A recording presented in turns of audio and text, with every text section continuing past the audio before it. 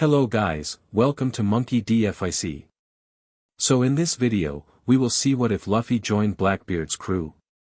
If you enjoy these kinds of stories, don't forget to show us some love by hitting the like button and subscribing to the channel. Your support means the world to us. Now, let's start the story. Chapter 1, The Devil's Bargain. The sky bled crimson as 7-year-old Monkey D. Luffy stood frozen on the small fishing boat. A massive shadow rose from the churning sea, water cascading off scales the size of dinner plates. The Sea King's jaws gaped wide, revealing rows of teeth sharp as daggers. "Run, kid," someone shouted from the dock. But where? The tiny boat drifted farther from shore with each passing second. Luffy's knees knocked together, his small fists clenched uselessly at his sides. The Sea King lunged. Luffy squeezed his eyes shut, waiting for pain that never came.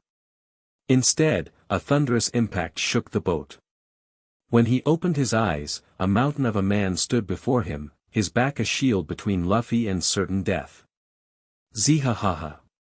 The man's laugh rumbled like distant thunder as he gripped the Sea King's jaws with bare hands. "Not today, beast." With a sickening crack, the man wrenched the monster's mouth sideways. The Sea King's roar died in its throat. Its massive body slumped into the sea, creating waves that nearly capsized the small boat. The man turned, and Luffy saw his face for the first time, wide with a broken-toothed grin that stretched from ear to ear. Dark hair curled wildly down his back. His eyes held something Luffy couldn't name, something hungry. "You okay, kid?" The man squatted down, now eye level with Luffy. Luffy nodded, still too stunned to speak. "What's your name?" "Monkey D. Luffy," he managed. The man's grin faltered for just a moment before returning twice as wide. "D, huh? Interesting." He extended a massive hand. "Marshal D. Teach. But most know me as Blackbeard." Luffy's eyes widened. "You're a pirate?" "The freest man on the sea," Blackbeard replied, thumping his chest. "Gonna be king of the pirates someday." "No way. That's what I'm gonna be." Luffy blurted out. Instead of anger, Blackbeard's laugh boomed across the water. "Zihahaha. Got spirit, I'll give you that." He reached into his coat and pulled out a straw hat, weathered around the edges. "Here. This belonged to another pirate with big dreams. Red-haired Shanks." "Shanks? The famous pirate?" Luffy's eyes grew even wider. Blackbeard nodded. "Crossed paths with him. He wasn't strong enough to keep his hat, or his life." He placed the hat on Luffy's head, where it slipped down over his ears. "Maybe you'll do better with it." The hat felt heavy with importance. Luffy touched the brim reverently. "Give it back to me someday," Blackbeard said, pushing the boat toward shore with one hand. "When you're strong enough to stand at my side." "I will." Luffy shouted as Blackbeard leapt from the boat onto a larger ship Luffy hadn't noticed before. "I promise." Blackbeard's laughter followed him all the way back to shore. 10 years slammed by like waves against the hull of a warship. 17-year-old Luffy sprinted down the crowded docks of Logue Town, his straw hat clutched tightly in one hand as he dodged between sailors and merchants. "Stop! Thief!" A fruit vendor's angry voice faded behind him as Luffy rounded a corner, stuffing an apple into his mouth. He skidded to a halt at the sight of marine uniforms ahead. Without missing a beat, he flung his arm backward, stretching it impossibly far until his hand gripped a chimney pot 20 feet away. Gum Gum Rocket. His body shot upward, limbs snapping back like a rubber band. He landed on a rooftop, grinning down at the confused Marines below. "Sorry, guys," he called. "Can't get caught today." For years ago, Luffy had eaten the Gum Gum fruit, gaining a rubber body that could stretch in impossible ways. The devil fruit had been his ticket to survival after Grandpa Garp stopped visiting and life in Fusha village grew too small for his dreams. Now he wandered port to port. picking up rumors, getting into fights, and always, keeping an eye out for the flag of the man who'd saved his life. Today, those rumors had finally paid off. Luffy vaulted from rooftop to rooftop until he reached the harbor's far end. There, anchored away from the main docks, sat a ship unlike any other. Massive and strange, cobbled together from parts of other vessels, it bristled with cannons. The black flag overhead bore no Jolly Roger, just 9 simple skulls arranged in a cross. Luffy's heart hammered against his ribs. He jammed his straw hat onto his head and patted it twice for luck. "Found you," he whispered. He launched himself from the rooftop, stretching his arms to catch a nearby mast. Using the momentum, he swung over the harbor water and landed with a rubbery thud on the deck of Blackbeard's ship. Instantly, a dozen weapons pointed at his face, pistols, swords, and a few things Luffy couldn't even name. "Who the hell are you?" demanded a mountain of a man with wild orange hair. Luffy straightened, adjusted his hat, and grinned. "I'm Monkey D, Luffy. I've come to join Blackbeard's crew." Silence. Then laughter erupted from every direction. "Go home, kid," said a sickly-looking man atop a horse. "This ain't some game. I'm not playing." Luffy's grin never faltered. "Where's Teach? Tell him Luffy's here. He'll remember." "Remember what?" A new voice cut through the laughter. "What would I remember about a scrawny brat?" The crowd parted, and there he stood, bigger than Luffy remembered, but with that same wild hair and wider grin. Blackbeard studied him with narrowed eyes. Luffy removed his hat and held it out. "You told me to give this back when I was strong enough to stand at your side." Recognition dawned slowly across Blackbeard's face. The boy from Fusha village. Garp's grandson. His booming laugh rolled across the deck. "Zihahaha. Never thought I'd see you again." "Well, I'm here now," Luffy replied. "And I'm strong." Blackbeard circled him, assessing. "Prove it." Without warning, the giant with orange hair swung a massive fist at Luffy's head. Luffy didn't dodge, the fist connected with his cheek, stretching his face sideways like taffy before snapping back. The big man stumbled, thrown off balance. "Devil fruit." Blackbeard's eyes gleamed with interest. Gum fruit. "I'm a rubber man." Luffy demonstrated by stretching his cheek outward with one finger. "Interesting. But it takes more than a devil fruit to sail with us." Blackbeard jerked his thumb toward the town. "Marine base there holds something I want, a map showing the location of a certain artifact. Bring it to me, and we'll talk about you joining."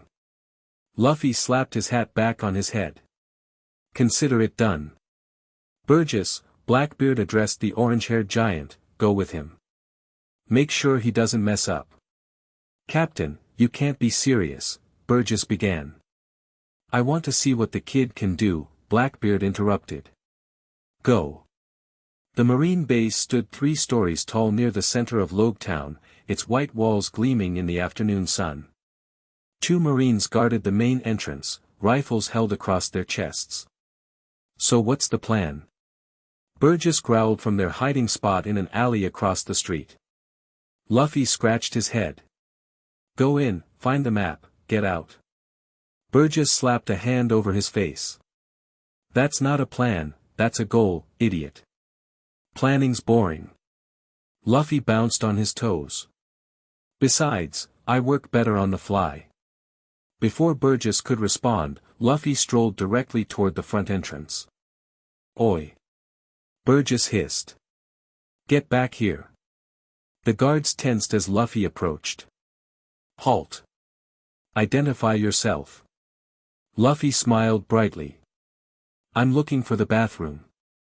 The guards exchanged glances. "This is a marine base, not a public restroom. Move along." "But it's an emergency." Luffy doubled over, clutching his stomach dramatically. "Please. I'm gonna explode." One guard's face softened slightly. There's a public toilet 2 blocks, gum pistol. Luffy's arm shot forward, stretching the impossible distance to clock the sympathetic guard square in the face. Before the second guard could raise his rifle, Luffy was on him with a flurry of rubbery punches.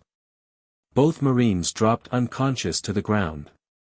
Luffy dusted off his hands and glanced back at the alley where Burgess hid. Coming. Burgess emerged, shaking his head. You are completely insane. Thanks. Luffy beamed, taking it as a compliment. Inside, they encountered minimal resistance, a few desk officers who went down just as quickly as the entrance guards. The base seemed unusually empty. Most of them must be out looking for pirates, Burgess mused. Lucky break. They found the commander's office on the top floor. Luffy rifled through drawers while Burgess stood watch at the door. Found something. Luffy held up a rolled parchment. Looks map-ish. Hurry up, Burgess urged. Our luck won't hold forever. Just as the words left his mouth, shouting erupted from the stairwell. Told you, Burgess growled. Luffy tucked the map into his vest and joined Burgess at the door. A dozen Marines pounded up the stairs, led by a man with white hair styled in 2 horn-like spikes. That's Captain Smoker. Burgess's voice held genuine concern. He's bad news, a Logia user. Luffy cracked his knuckles. Smoke, huh? Wind blows smoke away. Let's make some wind. He inhaled deeply, his rubber chest expanding to 3 times its normal size. The Marines reached the top of the stairs just as Luffy expelled the air in a massive gust. Most of the ordinary Marines tumbled back down the stairs, but Smoker merely transformed his lower body into smoke and continued forward. Cute trick, Smoker growled, solidifying his fist into a cloud of dense smoke. Try this one. The blow caught Luffy in the stomach, sending him crashing through the office wall. Unlike normal punches that merely stretched his rubber body, this one hurt. Armament hockey, Smoker explained with a grim smile. Makes things difficult for you devil fruit types. Burgess charged, massive arms swinging, but Smoker simply dispersed around the blows.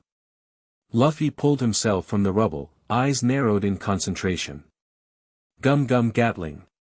His fists blurred with speed as he launched a barrage of punches, but each passed harmlessly through Smoker's smoke form. Smoker counterattacked, his solidified fist connecting with Luffy's jaw. We can't beat him. Burgess shouted. We need to run. Running's no fun, Luffy wiped blood from his mouth. But yeah, we got what we came for.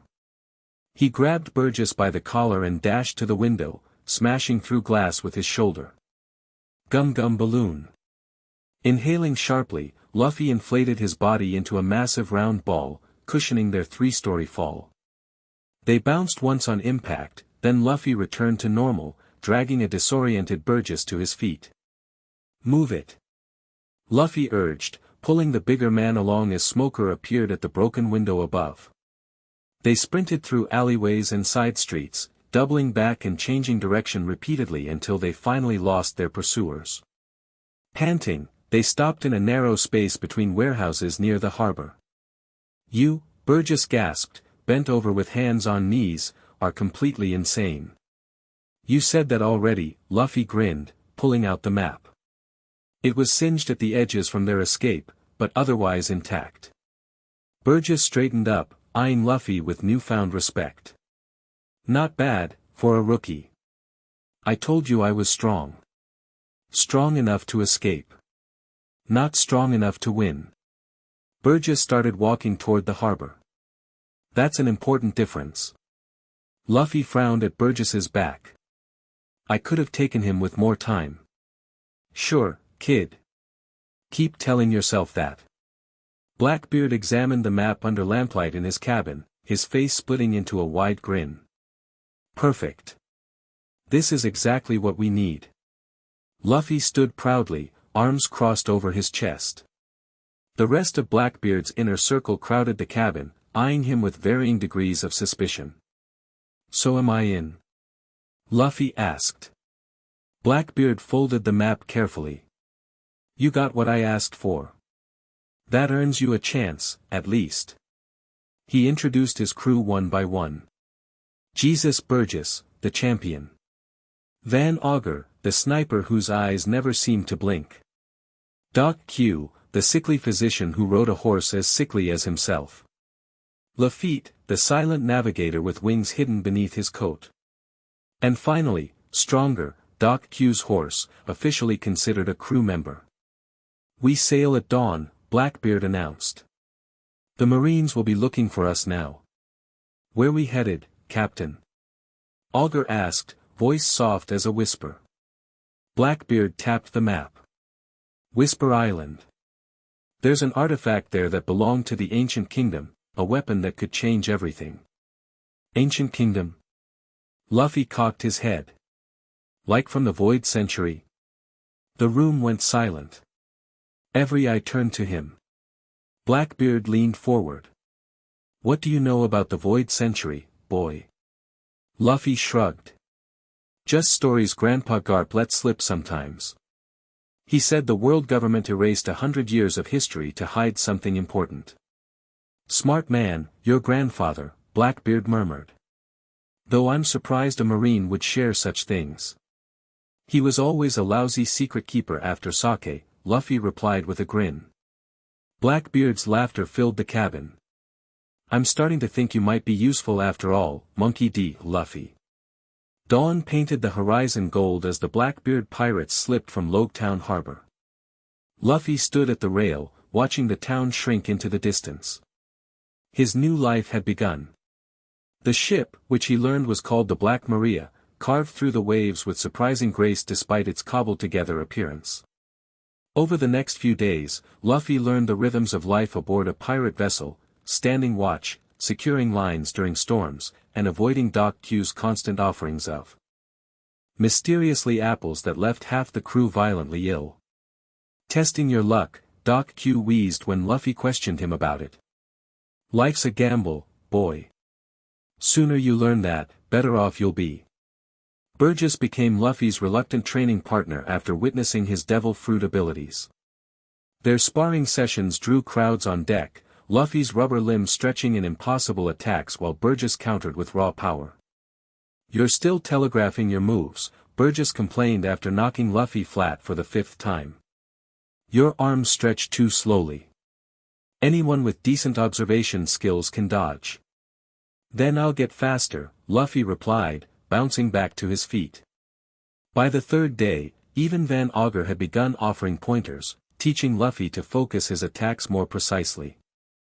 Your advantage is unpredictability, the sniper explained, adjusting Luffy's stance. Don't let them see the attack coming. Only Lafitte kept his distance, watching Luffy with calculating eyes that never seemed to blink. On the 4th day, they encountered a merchant vessel flying a world government flag. Blackbeard ordered the Jolly Roger raised. Time to earn your keep, he told Luffy with a grin. Let's see what you do when the shooting starts.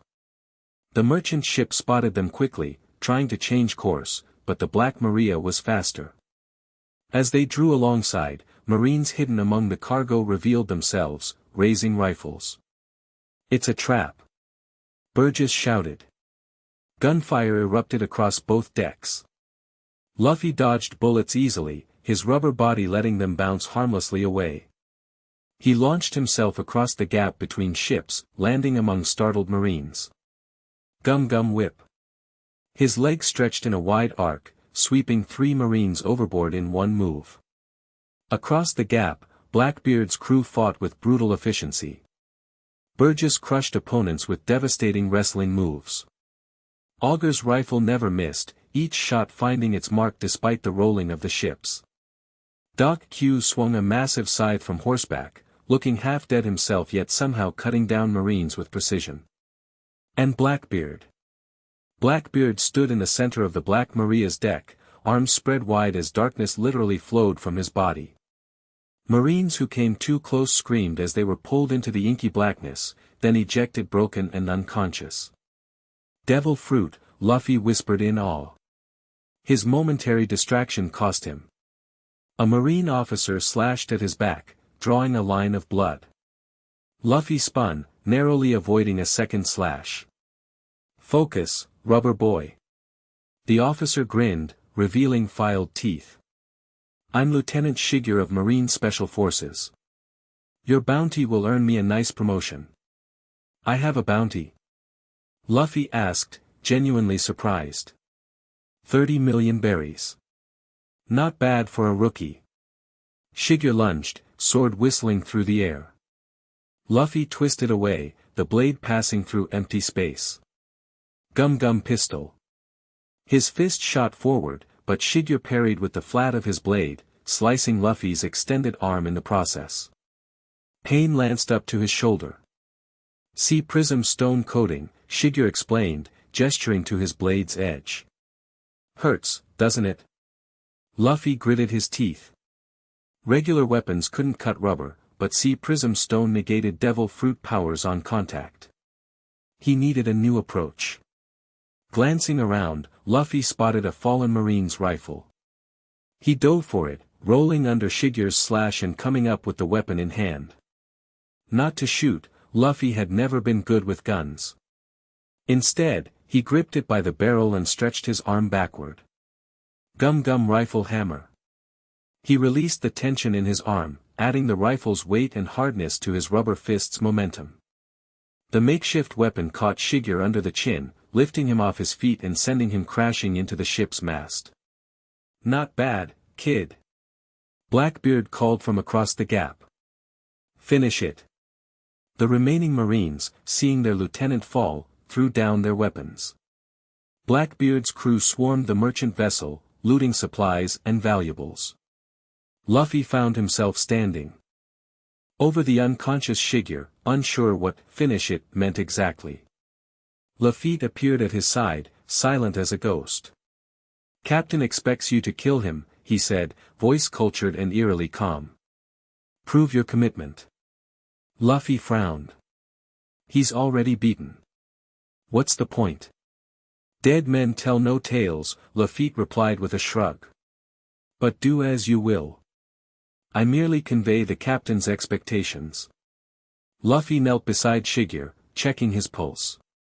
Still alive, but out cold. He looked across to the Black Maria, where Blackbeard watched with narrowed eyes. "I don't kill unless I have to," Luffy called back. "He's no threat now." For a moment, something dark passed across Blackbeard's features. Then his booming laugh rolled across the water. "Soft-hearted, eh? That'll get beaten out of you soon enough." He turned to his crew.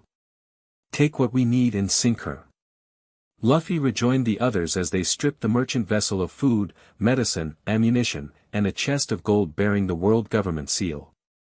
When they finished, Burgess smashed a hole in the hull below the waterline, and they left the ship to sink slowly.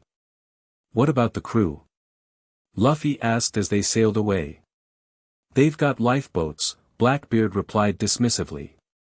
"Whether they use them in time is their problem."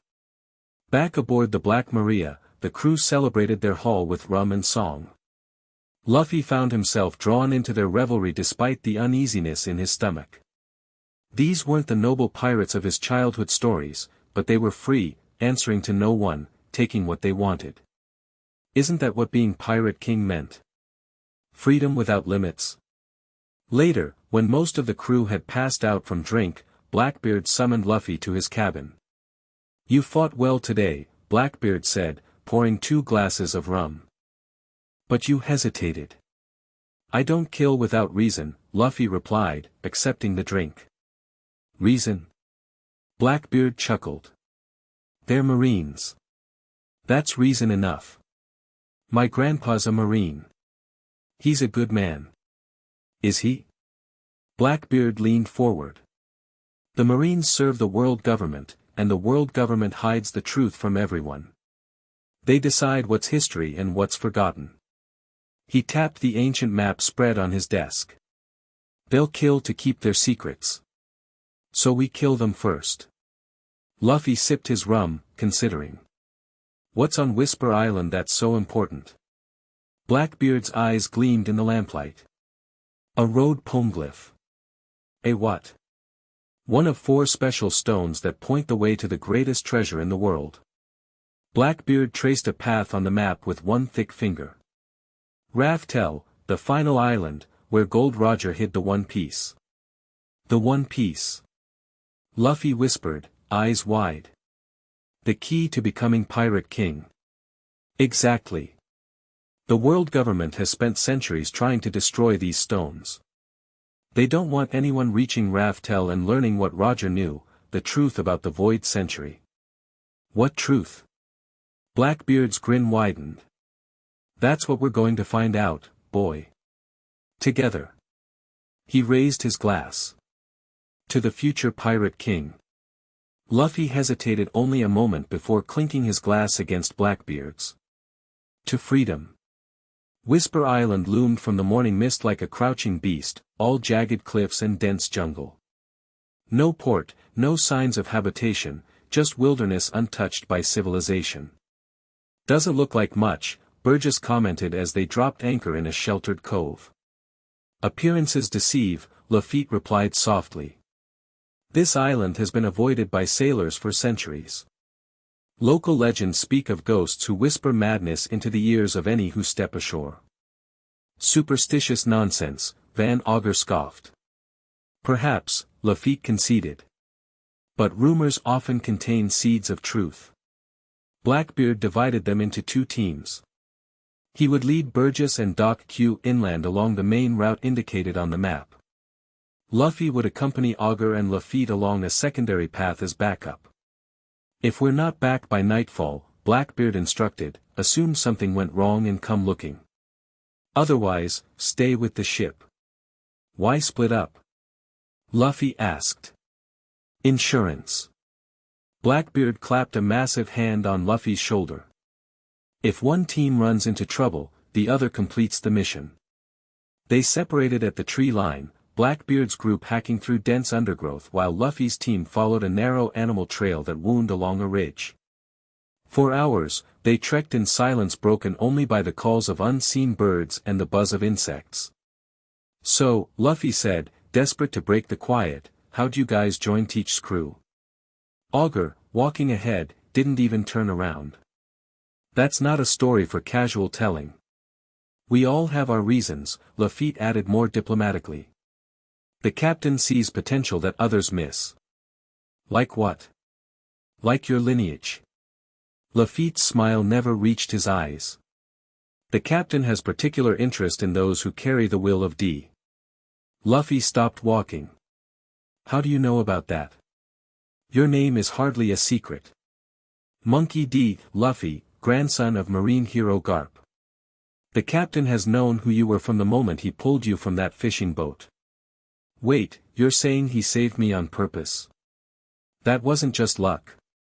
The captain doesn't believe in luck, Augur called back. Only destiny and opportunity. Before Luffy could process this, a distant explosion shook the ground. Birds erupted from the canopy, screeching in alarm. That came from the direction of the captain's team, Lafitte observed calmly. Luffy was already running, ignoring Augur's shout to wait. He crashed through undergrowth, rubber limbs stretching to pull himself faster through the trees. The sounds of battle grew louder, gunshots, shouts, and a familiar booming laugh. He burst into a clearing just as Blackbeard sent a marine flying with a darkness-shrouded fist. A full squad of marines surrounded the clearing, exchanging fire with Burgess and Doc Q who sheltered behind stone ruins. At the center of the clearing stood what could only be a poneglyph, a massive stone cube covered in strange symbols. Beside it, a white-haired man in a marine uniform barked orders.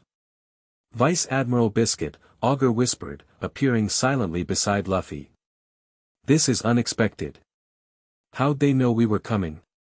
Luffy asked. An excellent question, Lafitte replied, materializing on Luffy's other side. Almost as if they were waiting specifically for us. Luffy scanned the battlefield. Blackbeard seemed to be enjoying himself, drawing marines into his darkness before expelling them broken and limp.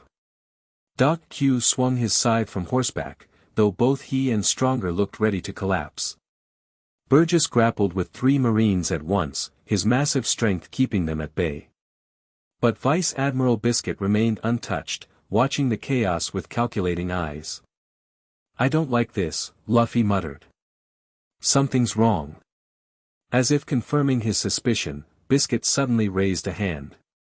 The Marines immediately disengaged, retreating to form a perimeter around the clearing.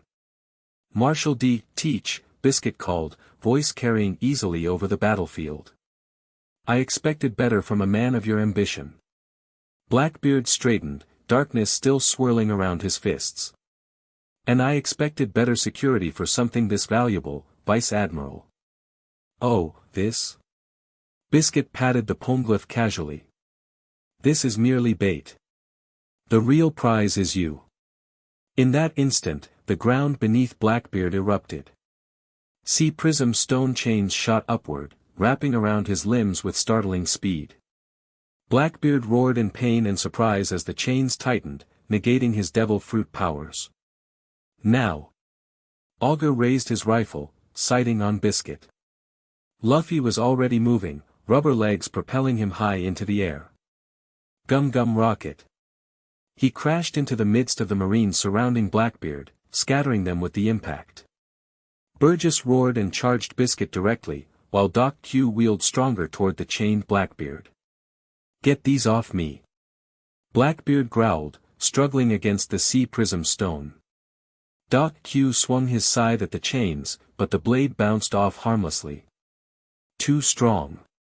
Luffy knocked 2 more Marines aside and reached Blackbeard's side. "Where's the lock?" Underground, Blackbeard gasped, clearly weakened by the sea prism stone's effects. They must have been setting this trap for days. Across the clearing, Burgess crashed to the ground as Biscuit casually sidestepped his charge. The Vice Admiral moved with impossible speed for his size, appearing beside Burgess and stomping down on his chest with enough force to crater the ground. "Hockey," Doc Q wheezed. "Advanced armament." Sniper fire from Augur forced Biscuit to jump back, giving Burgess a chance to roll away. Lafitte swooped in from above, wings extended, dropping smoke bombs that covered most of the clearing. "Can you dig?" Luffy asked Blackbeard, an idea forming. "Not with these chains." "Then I'll have to." Luffy drove his fists into the earth beside the chains, rubber arms stretching downward, punching through soil and rock. The ground was harder than expected, packed tight around whatever mechanism held the chains. Above, the battle intensified. Marines fired blindly through the smoke. Augur's precision shots continued to find targets despite the poor visibility. Lafitte darted overhead, dropping more smoke bombs whenever the air began to clear. Luffy's fingers finally brushed metal. He stretched further, ignoring the strain on his devil fruit power, and grabbed what felt like a lock mechanism. With all his strength, he twisted. The chains went slack. Blackbeard immediately surged upward, darkness flowing from his body in waves that seemed to consume the very air. Zihahaha. Big mistake, Biscuit. The smoke cleared enough for Luffy to see Biscuit's face register genuine alarm for the first time. The Vice Admiral barked orders to retreat, but it was too late. Blackbeard raised both hands, and reality itself seemed to distort around him. Black hole. The darkness expanded outward, pulling Marines toward Blackbeard as if caught in an invisible whirlpool. Men screamed as they tumbled helplessly through the air. Even the massive poneglyph shifted slightly on its base. Liberation. With a gesture like a man throwing away trash, Blackbeard reversed the pull. Bodies flew outward with devastating force, smashing into trees and rocks. Only Biscuit remained standing, his Hawkian force stance keeping him anchored. Impressive devil fruit, the Vice Admiral acknowledged. The dark fruit lives up to its reputation. You haven't seen anything yet. Blackbeard charged, darkness cloaking his fist. What followed was unlike any fight Luffy had ever witnessed. Each blow from Blackbeard carried the weight of gravity itself, yet Biscuit matched him with Hawkian hand strikes that shattered stone when they missed their target. The ground cracked beneath their feet as they traded blows that would have killed ordinary men instantly. Luffy moved to join the fight, but Doc Q grabbed his arm. "No," the sickly doctor warned. "This isn't our battle anymore. The captain fights differently when truly angered." Indeed, Blackbeard seemed transformed. Gone was the laughing, boisterous pirate. In his place fought something primal and terrifying, a force of nature wrapped in human skin, darkness incarnate. When Biscuit finally fell, blood streaming from a dozen wounds, Blackbeard stood over him with a face devoid of mercy. "You thought you could trap me?" Darkness pooled in Blackbeard's palm. "I am inevitable." The final blow left nothing recognizable of Vice Admiral Biscuit's face. Silence fell over the clearing. The surviving Marines had fled or were too injured to move. Blackbeard turned to the poneglyph, breathing heavily but grinning once more. "Now," he announced, "we take what we came for." The poneglyph proved too heavy to move, but Blackbeard seemed unconcerned.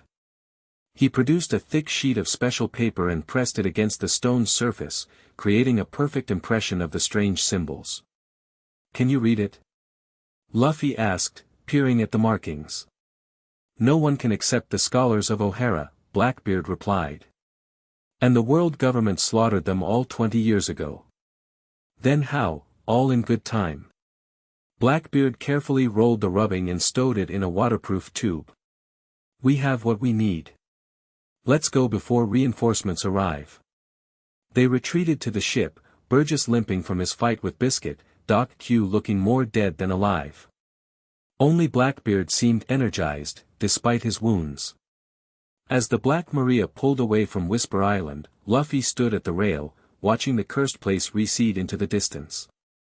The day's events tumbled through his mind, particularly what Lafitte had said about Blackbeard knowing who he was all along. Troubled thoughts. Doc Q appeared beside him, looking marginally less sickly after treating his wounds. "Just thinking about something," Lafitte said. "Ah. Our navigator has a loose tongue sometimes." Doc Q offered an apple from his ever-present bag. "Fruit?" Luffy eyed it suspiciously. "Is it poisoned?" "Only one way to find out." Doc Q's wheezing laugh turned into a coughing fit. Luffy took the apple but didn't bite. "Why does Teach care about the will of D?" Doc Q's yellowed eyes studied him for a long moment. "The captain believes those who carry the initial are key to finding the One Piece. Something about a prophecy, or perhaps a promise." He shrugged bony shoulders. "I care little for such things. I follow him because he let me follow, simple as that." "And the Marines? Why'd they set a trap specifically for us?" "You noticed that too, eh?" Doc Q nodded approvingly. "Sharper than you look."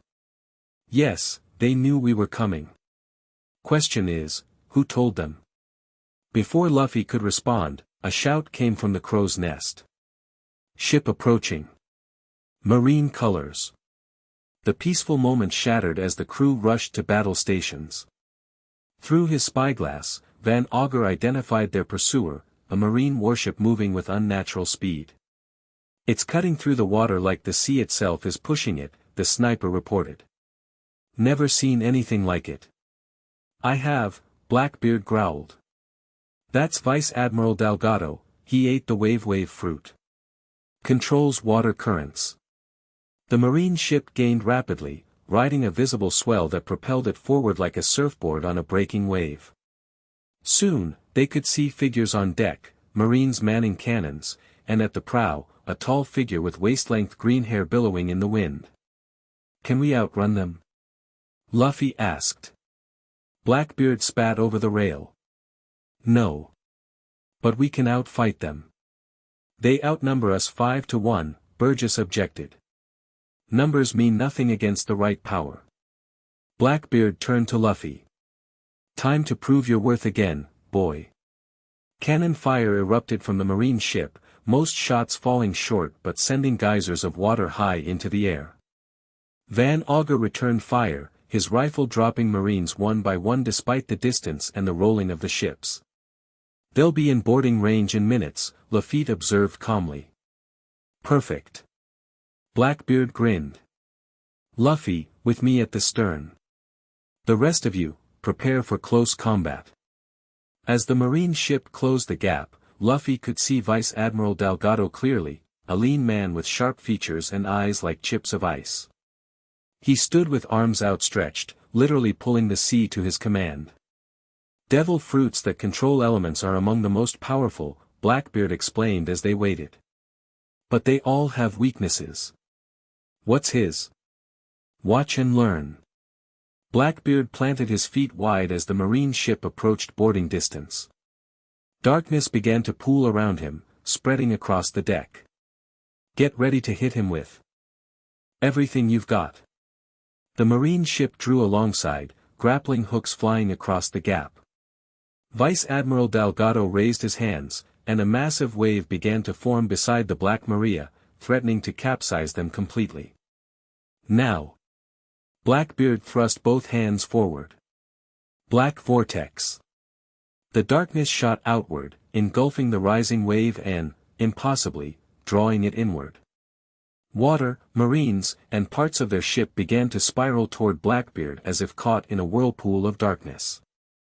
My dark fruit negates other devil fruit powers on contact, Blackbeard shouted over the chaos. Hit him now, while he's vulnerable. Luffy understood instantly. He stretched both arms far behind him, twisting them together like a rope. Gum gum. Delgado, his powers suddenly neutralized, stumbled forward as the deck shifted beneath him. He looked up just in time to see Luffy's attack coming. Bazooka. Luffy's palm slammed into Delgado's chest with devastating force, sending the Vice Admiral flying backward through the mast of his own ship. Wood splintered with a deafening crack as the mast toppled. Blackbeard released his power, and normal physics reasserted itself. The partial vacuum he'd created collapsed, sending seawater crashing across both vessels. Marines who'd been caught mid-boarding fell into the churning water below. Finish them. Blackbeard ordered. The Blackbeard pirates swarmed across to the damaged marine vessel. Luffy followed, launching himself over the gap with a stretched arm.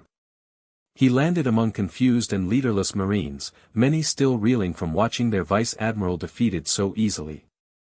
Surrender or swim. Luffy announced, cracking his knuckles. Some fought. Most didn't. Within minutes, the marine ship was theirs. Blackbeard ordered everything valuable transferred to the Black Maria, weapons, food, medical supplies, even the ship's figurehead, a beautifully carved sea eagle. When they finished, he had Burgess plant explosive charges throughout the vessel. Isn't that overkill? Luffy asked as they returned to their ship. It'll sink anyway with that hole in the mast. It's not about sinking it, Blackbeard replied. It's about sending a message. They were a mile away when the charges detonated, the marine warship erupting in a fireball visible for leagues. Blackbeard watched the flames with satisfaction, then turned to address his assembled crew. Today we struck a blow for freedom. His voice boomed across the deck. The world government thinks they control these seas, but we proved them wrong. He clapped Luffy on the shoulder. And our newest member proved his worth twice over. A cheer went up from the crew.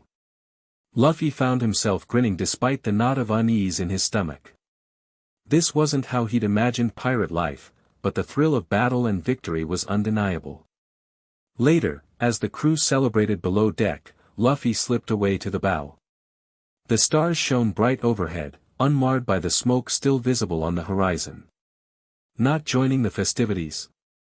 Laffitte's soft voice came from behind. Luffy didn't turn. Just thinking. A dangerous pastime. The navigator moved to stand beside him, pale hands resting on the rail. About what, may I ask? Everything. Teach knew who I was when he saved me 10 years ago. The Marines knew we were coming to Whisper Island. Too many coincidences. Indeed. Lafitte nodded. The captain plays a long game. Pieces arranged years in advance, moving only when the time is right. And what piece am I? Laffitte's smile was thin and cold. One with the initial D. That makes you valuable, but also potentially dangerous. To who? To anyone with ambition. Lafitte glanced back toward the captain's cabin. The world government fears those who carry that letter. Why do you think they hunted them to near extinction? Your grandfather survived only by joining the Marines. Your father survives by leading the Revolutionary Army from the shadows. Luffy's head snapped around. My father? What are you talking about? Lafitte's eyebrows rose in seemingly genuine surprise. You don't know. Monkey D. Dragon, the most wanted man in the world. The captain assumed you knew. Dragon is my father. The words felt strange in Luffy's mouth. Grandpa Garp had never mentioned his parents, changing the subject whenever Luffy asked. Interesting.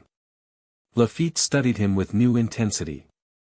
The blood of both marine hero and revolutionary flows in your veins. No wonder the captain has such plans for you. What plans? But Lafitte merely smiled that cold smile and walked away, leaving Luffy alone with stars and questions.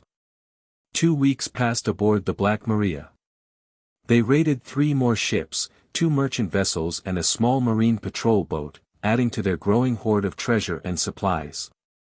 Luffy threw himself into these battles with increasing skill, if not enthusiasm, earning respect even from the initially skeptical crew. Only Lafitte remained aloof, watching Luffy with those calculating eyes. After revealing the truth about Dragon, the navigator had said nothing more on the subject, deflecting Luffy's questions with enigmatic smiles. They made port at a lawless island on the edge of the New World, a place where pirates could resupply without fear of marine interference. Blackbeard ordered the crew to enjoy themselves for 2 days while he attended to business in town. What kind of business? Luffy asked as they walked through the bustling market. The kind that doesn't concern fresh-faced rookies, Blackbeard replied, though without malice. Go enjoy yourself. Find a woman. Get drunk. Just be back at the ship by dawn the day after tomorrow. Left to his own devices, Luffy wandered the town, sampling food from street vendors and watching impromptu fighting matches in makeshift arenas. Pirates from dozens of crews mingled with mercenaries, bounty hunters, and locals who made their living catering to such clientele. In one such arena, a swordsman caught Luffy's attention, a man with green hair and 3 katanas, 2 at his hip and 1 in his mouth. He fought with fluid grace, dispatching opponents with minimal effort. That's Roronoa Zoro, someone in the crowd whispered. The pirate hunter. What's a pirate hunter doing in a pirate town? Luffy wondered aloud. Hunting pirates, obviously, replied a woman beside him. She had short orange hair and sharp eyes that missed nothing. Word is he's after a specific crew now. Which crew? The woman gave him a sidelong look. Blackbeard's. There's a rumor they stole something that belongs to his former teacher. Luffy stiffened. And who are you? Just someone who deals in information. She extended a hand. Nami. Luffy. He shook her hand cautiously. I know who you are, Straw Hat. She nodded toward his treasured hat. 30 million berry bounty, newest member of Blackbeard's crew. That makes you valuable information. Before Luffy could respond, a commotion erupted across the arena. Zoro had finished his last opponent and was scanning the crowd with intense focus. His gaze stopped on Luffy. You, the swordsman called, pointing with 1 katana. Straw Hat. You're with Blackbeard. It wasn't a question. Luffy straightened, suddenly aware of many eyes watching. Yeah. What about it? Where is he? Zoro stepped into the crowd, which parted quickly before him. I have business with him. Don't know, don't care. Luffy matched Zoro's glare with one of his own. What's your business? He took something from my master. Zoro stopped a few paces from Luffy, hand resting on his remaining sheathed katana. I'm here to take it back. Well, you'll have to go through me first. Luffy cracked his knuckles, excitement building at the prospect of testing himself against the famous swordsman. Zoro's eyes narrowed. Fine by me. The crowd hastily retreated, forming a larger circle around them. Nami slipped away, though Luffy caught a glimpse of her climbing to a nearby rooftop for a better view. Just so you know, Luffy said, stretching his arms to loosen up, I ate the gum-gum fruit. I'm a rubber man. Just so you know, Zoro replied, drawing his third katana and placing it between his teeth, I don't care. They clashed in a blur of movement. Zoro's blades whistled through the air with deadly precision, while Luffy's rubber limbs stretched and contracted to attack from impossible angles. Neither landed a solid hit at first, testing each other's defenses. You're fast, Zoro acknowledged, speaking clearly despite the sword in his mouth. You're not bad yourself, Luffy replied with a grin. The crowd roared as they escalated the fight. Zoro unleashed a whirlwind of slashes that would have diced an ordinary opponent to ribbons. Luffy countered with a barrage of stretching punches and kicks that would have broken bones had they connected fully. Gum-gum Gatling. Luffy's fists blurred as he launched dozens of punches per second. Three-sword style, tornado. Zoro spun his blades in a defensive pattern that deflected most of the strikes. Most, but not all. One punch slipped through, catching Zoro in the ribs and sending him skidding backward. The swordsman grunted in pain but didn't fall.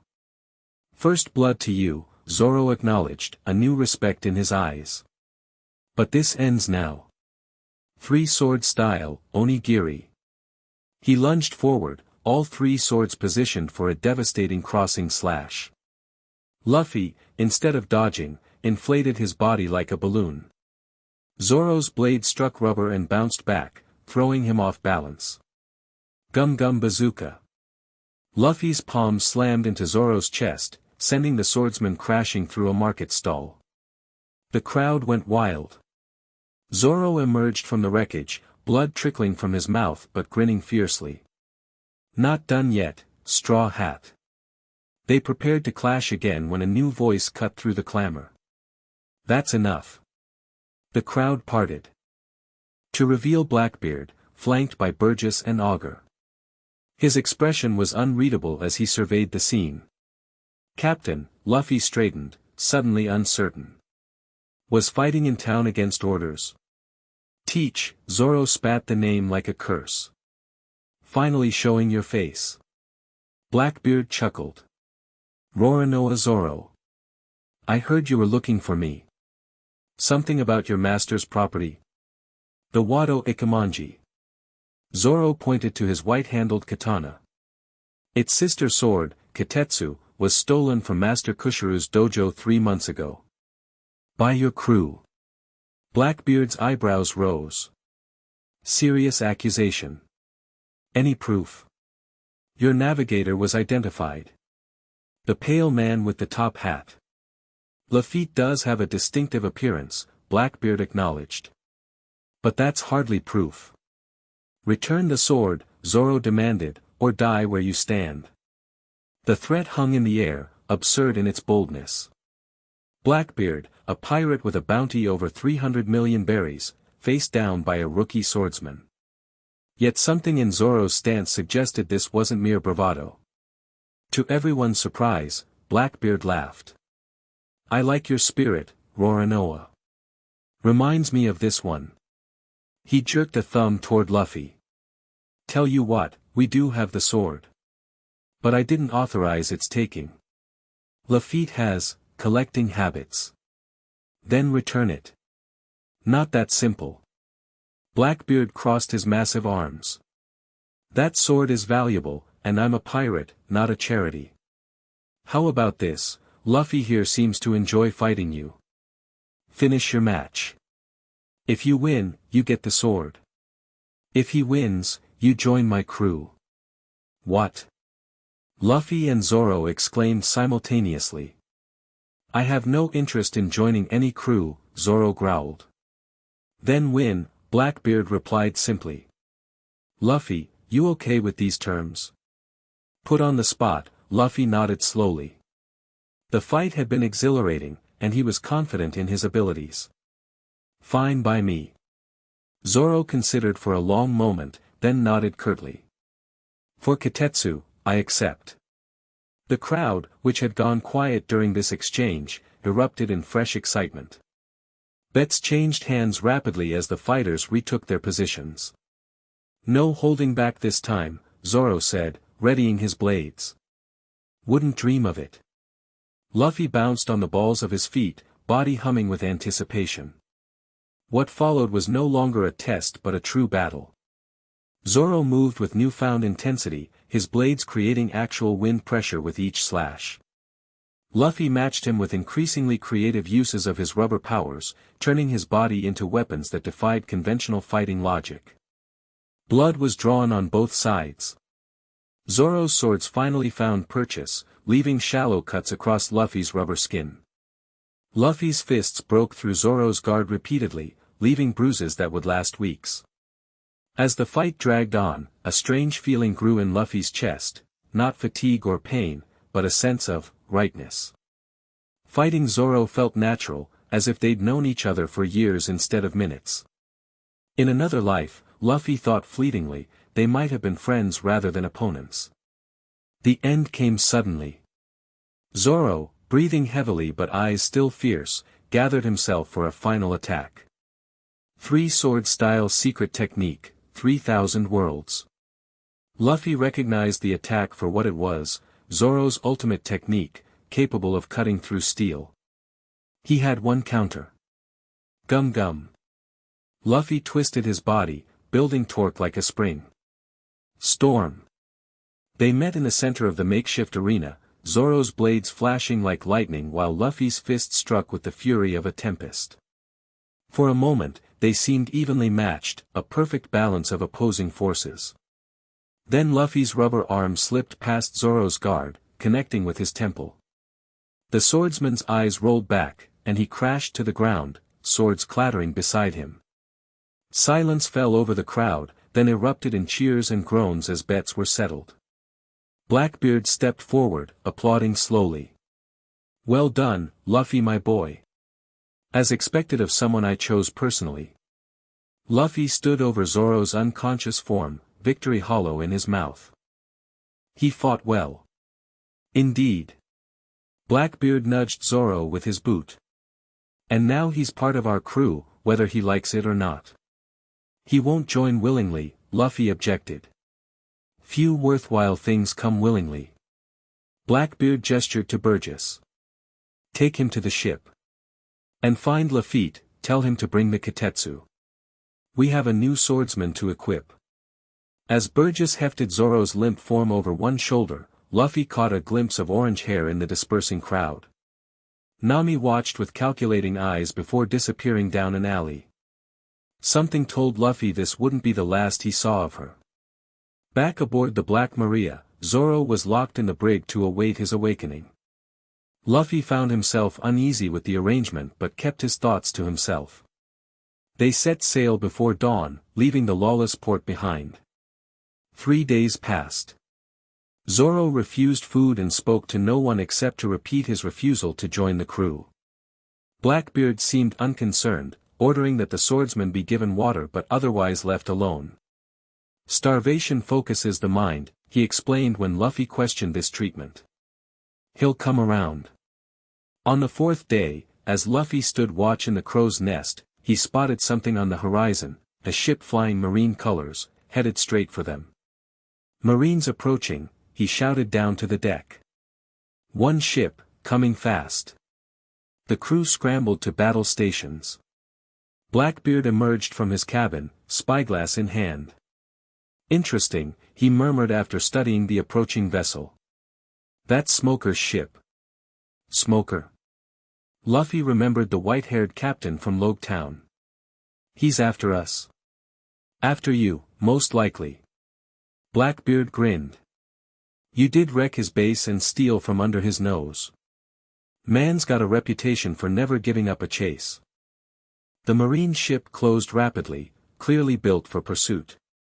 Soon they could see Captain Smoker on the deck, smoke billowing from his body as he prepared for battle. "Should we run?" Burgess asked, eyeing the distance between ships. "No," Blackbeard replied confidently. "I want to see something." He turned to Luffy. "This is your fight. Handle it." "Me? Alone? Consider it a test." Blackbeard's eyes gleamed. "Show me what you're truly capable of when backed into a corner." Before Luffy could respond, the marine ship drew alongside, and grappling hooks sailed across the gap. Smoker himself crossed first, his lower body transformed into billowing smoke as he flew onto the Black Maria's deck. "Straw Hat Luffy," Smoker growled around the cigars clenched in his teeth. "You're under arrest for piracy, theft of government property, and associating with known criminals. Catch me first, Smokey." Luffy taunted, bouncing on his toes. Smoker didn't waste time with words. He surged forward, jit extended to strike. Luffy dodged, remembering how the weapon had hurt him before. Like Shigeru's sword in their previous encounter, it must be tipped with sea prism stone. Gum Gum Pistol. Luffy's fist shot forward, passing harmlessly through Smoker's smoke form. "Useless against me, boy." Smoker reformed his arm to solid, catching Luffy with a hockey-enhanced blow that sent him tumbling across the deck. Around them, Marines and pirates clashed, but Blackbeard and his inner circle simply watched from the quarterdeck, making no move to intervene. Luffy picked himself up, mind racing. How could he fight someone he couldn't hit? His rubber body gave him immunity to blunt force, but Smoker's smoke form made him equally untouchable. Unless... Gum Gum Balloon. Luffy inhaled deeply, expanding his body into a large, rubbery sphere. Smoker charged again, Jit leading. Instead of dodging, Luffy expelled all the air at once, directly at Smoker. The powerful gust scattered the captain's smoke form, temporarily disrupting his control. In that moment of vulnerability, Luffy struck. Gum Gum Bazooka. His palms slammed into Smoker's temporarily solid chest, sending the marine captain crashing into his own ship's mast. Smoker recovered quickly, rage evident on his face. White blow. Smoker's arm extended as smoke, solidifying just before impact. Luffy twisted away, the blow grazing his shoulder. He counterattacked with a sweep of his stretched leg, which Smoker easily avoided by dissolving his lower body. They exchanged blows for what felt like hours but was likely only minutes, neither gaining a decisive advantage. Luffy couldn't consistently hit Smoker's smoke form, while Smoker struggled to land the solid hit with his jit that would neutralize Luffy's devil fruit powers. As the fight dragged on, Luffy noticed something, a pattern to Smoker's transformations. He wasn't constantly smoke, he shifted between solid and gaseous states as needed. Which meant timing was everything. Getting tired, Straw Hat? Smoker taunted as Luffy panted heavily. Not even close, Luffy shot back. I can do this all day. But his mind was elsewhere, counting seconds between Smoker's transformations. 3 seconds solid when attacking. 2 seconds smoke when defending. If he could create a situation where Smoker had to be solid for just a moment longer. Luffy charged, feinting with his right fist. As expected, Smoker dissolved into smoke. Luffy immediately dropped and swept his leg through the smoke, not to hit, but to pass through. Pathetic, Smoker reformed behind Luffy, jit raised for a decisive strike. Gum Gum. Luffy had already planted his hands on the deck, both legs stretched high into the air directly above him. Spear. His legs snapped downward with devastating force, catching Smoker in his solid moment of attack. The marine captain crashed through the deck, wood splintering around him. Luffy didn't waste the advantage. He jumped down through the hole, finding Smoker already rising from the wreckage. Gum Gum Gatling. A barrage of punches hammered Smoker before he could fully transform, driving him back against the hull. The wood creaked ominously from the impact. White Launcher. Smoker shot upward as smoke, reforming on the deck above. Luffy followed, stretching his arms to pull himself after his opponent. On deck, the battle had turned decisively in the pirates' favor. Most marines were already subdued or thrown overboard. Smoker stood alone, bleeding but unbowed. "This isn't over, Straw Hat." "Looks pretty over to me," Luffy replied, gesturing to the defeated marines. For a moment, indecision warred on Smoker's face. Then he straightened, grabbing a transponder snail from inside his jacket. "Fall back," he ordered. "Return to base." The remaining marines obeyed instantly, disengaging and retreating to their damaged ship.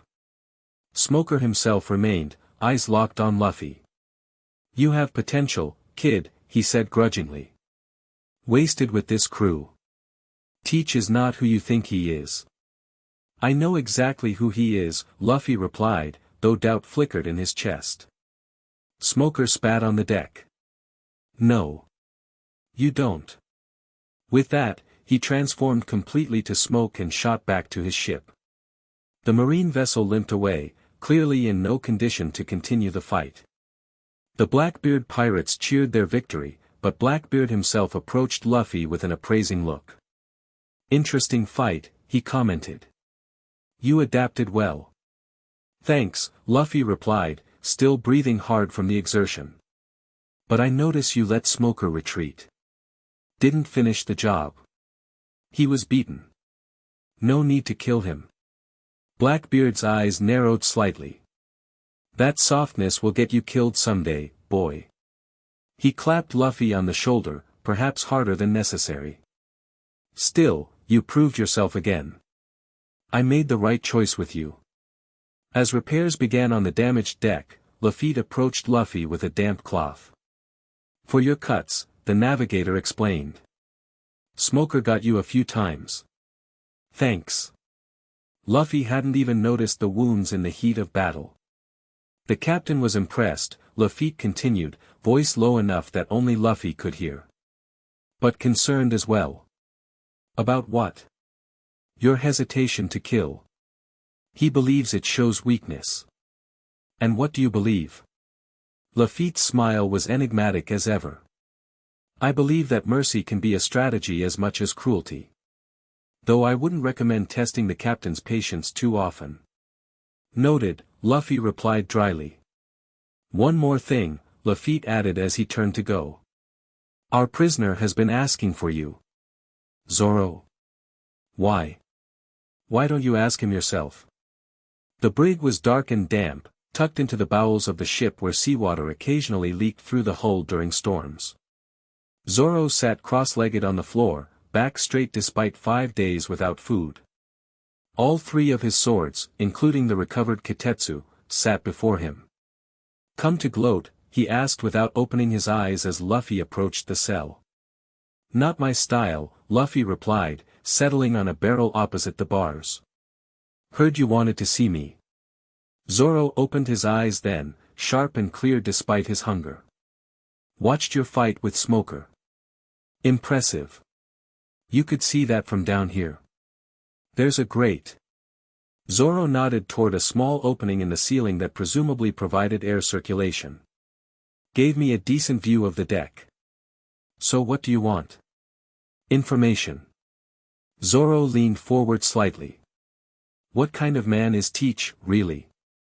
The question caught Luffy off guard. "He's strong.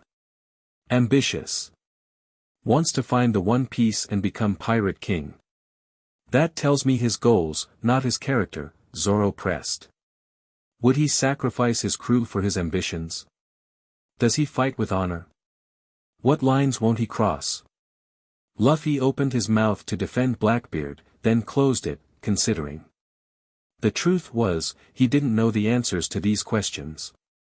He'd been with the crew for less than 2 months, and much of Blackbeard's decision-making happened behind closed doors. "I'm still figuring that out myself," he admitted finally. Zoro nodded as if this confirmed something. "You're not like the others. You fight differently. Care differently. What's your point?" My point is I might consider your captain's offer, under certain conditions. Luffy blinked in surprise. You'd join? Even after being locked down here? I've endured worse for training. Zoro shrugged. And I need to get stronger. Much stronger, to fulfill a promise I made. His hand rested briefly on the white-handled katana. Being hunted as a pirate would provide challenges I can't find elsewhere. What conditions? I answer to you, not teach. You vouch for me, and I fight for you. Zoro's gaze was unwavering. Something tells me our paths were meant to cross, Straw Hat. But I don't trust your captain. Luffy considered the offer. Having Zoro's strength on their side would be valuable. And something about the swordsman's straightforward nature appealed to him, a refreshing contrast to the layers of secrets and schemes that seemed to permeate the Blackbeard pirates. I'll talk to teach, he said finally. But no guarantees. Zoro nodded, then returned to his meditation posture, conversation clearly over.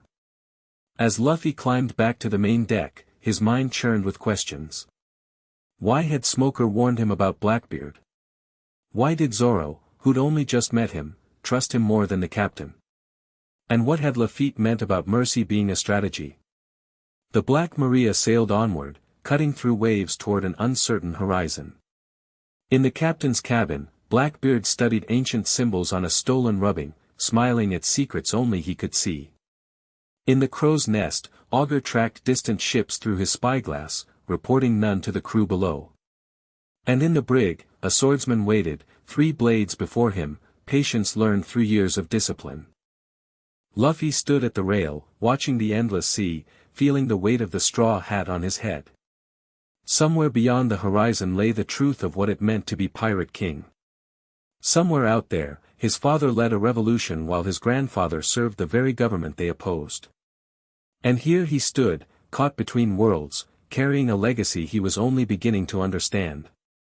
What are you thinking, Straw Hat? Doc Q wheezed, appearing beside him like a specter. That the sea is big, Luffy replied simply. And I've only seen a tiny piece of it. Doc Q's laugh turned into a coughing fit. Wise beyond your years. When the fit subsided, he added, Captain wants to see you. About our swordsman friend. Already? News travels fast on a ship this size. Doc Q shrugged. Best not keep him waiting. Luffy nodded, adjusting his hat before heading to the captain's cabin. Whatever came next, he would face it head-on, the only way he knew how to live. Chapter 2, Shadows of Doubt. Luffy's fist connected with the marine captain's jaw, sending him flying across the deck and into the ocean. Blood trickled down Luffy's arm from a gash on his shoulder, but he barely noticed it. 6 months with the Blackbeard pirates had changed him in ways he was only beginning to understand. East Squadron secure, Commander, a pirate called out, saluting Luffy with a mixture of fear and respect. Commander. The word still felt strange. 3 months ago, Blackbeard had split his growing fleet into divisions, naming Luffy head of the East Squadron. 40 men and 3 ships now followed his orders. Power he'd never asked for but couldn't deny he enjoyed. Good. Gather the survivors for questioning, Luffy ordered, wiping blood from his knuckles. And signal the Black Maria we're done here. Across the water, Blackbeard's flagship loomed like a dark promise. In the months since Logue Town, their crew had swelled with new recruits and captured ships. What began as a single vessel had become a fleet, their influence spreading across the Grand Line like an ink stain on parchment. Zoro appeared at Luffy's side, wiping his blades clean. The swordsman had kept his word, answering only to Luffy while maintaining an icy distance from Blackbeard himself.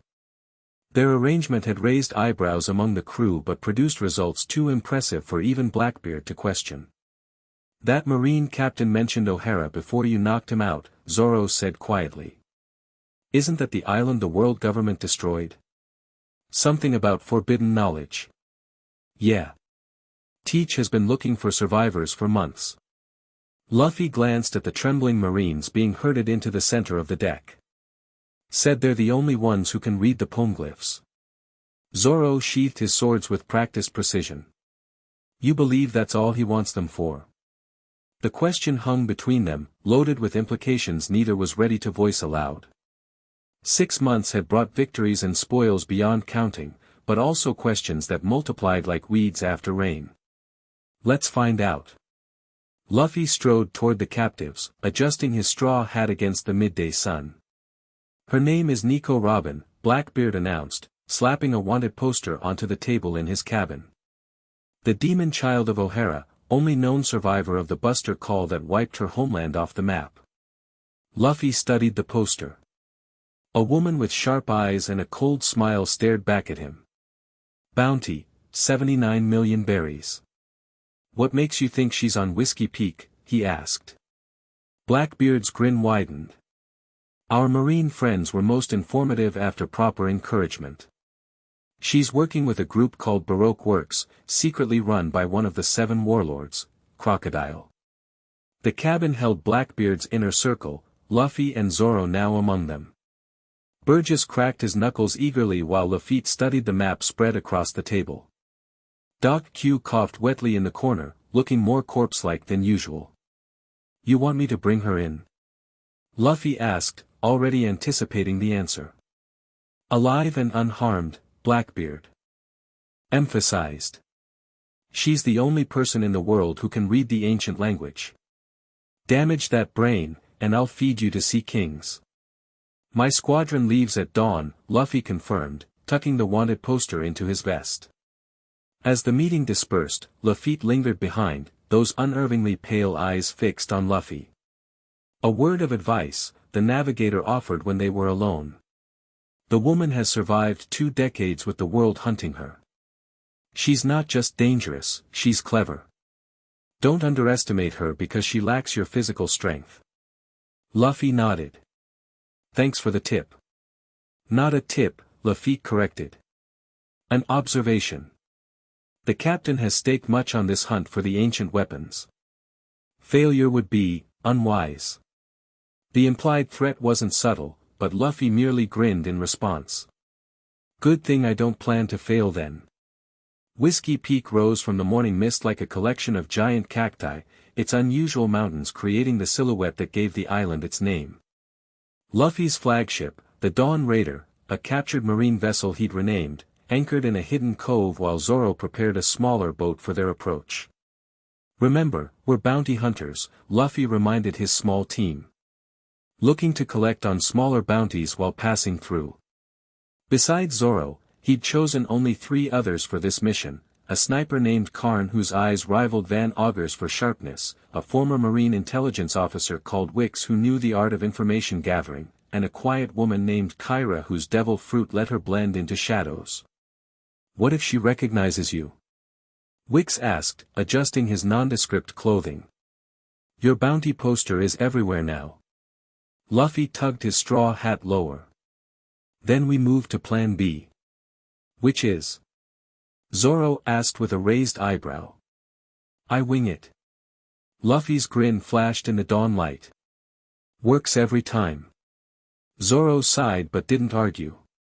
Months of fighting alongside Luffy had taught him that the rubber man's instincts often proved more effective than the most carefully crafted plans. The town welcomed them with surprising enthusiasm, music, food, and drink offered freely to what they believed were fellow bounty hunters. Luffy played his role with natural charm, boasting of imaginary captures while Wix worked the crowd for information.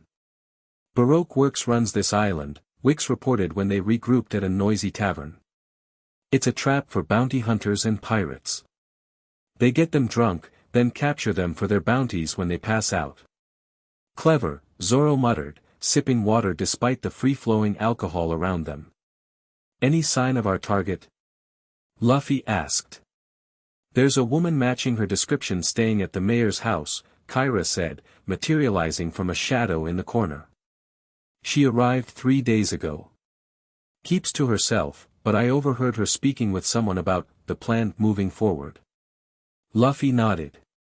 Wix, create a distraction. Something big enough to draw attention but not serious enough to cause evacuation.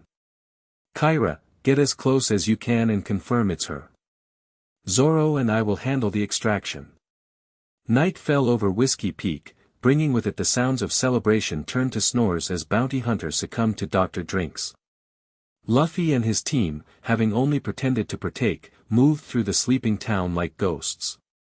Wicks delivered his distraction with theatrical precision, a controlled fire at the town's storage warehouse that brought citizens running with buckets and shouts of alarm.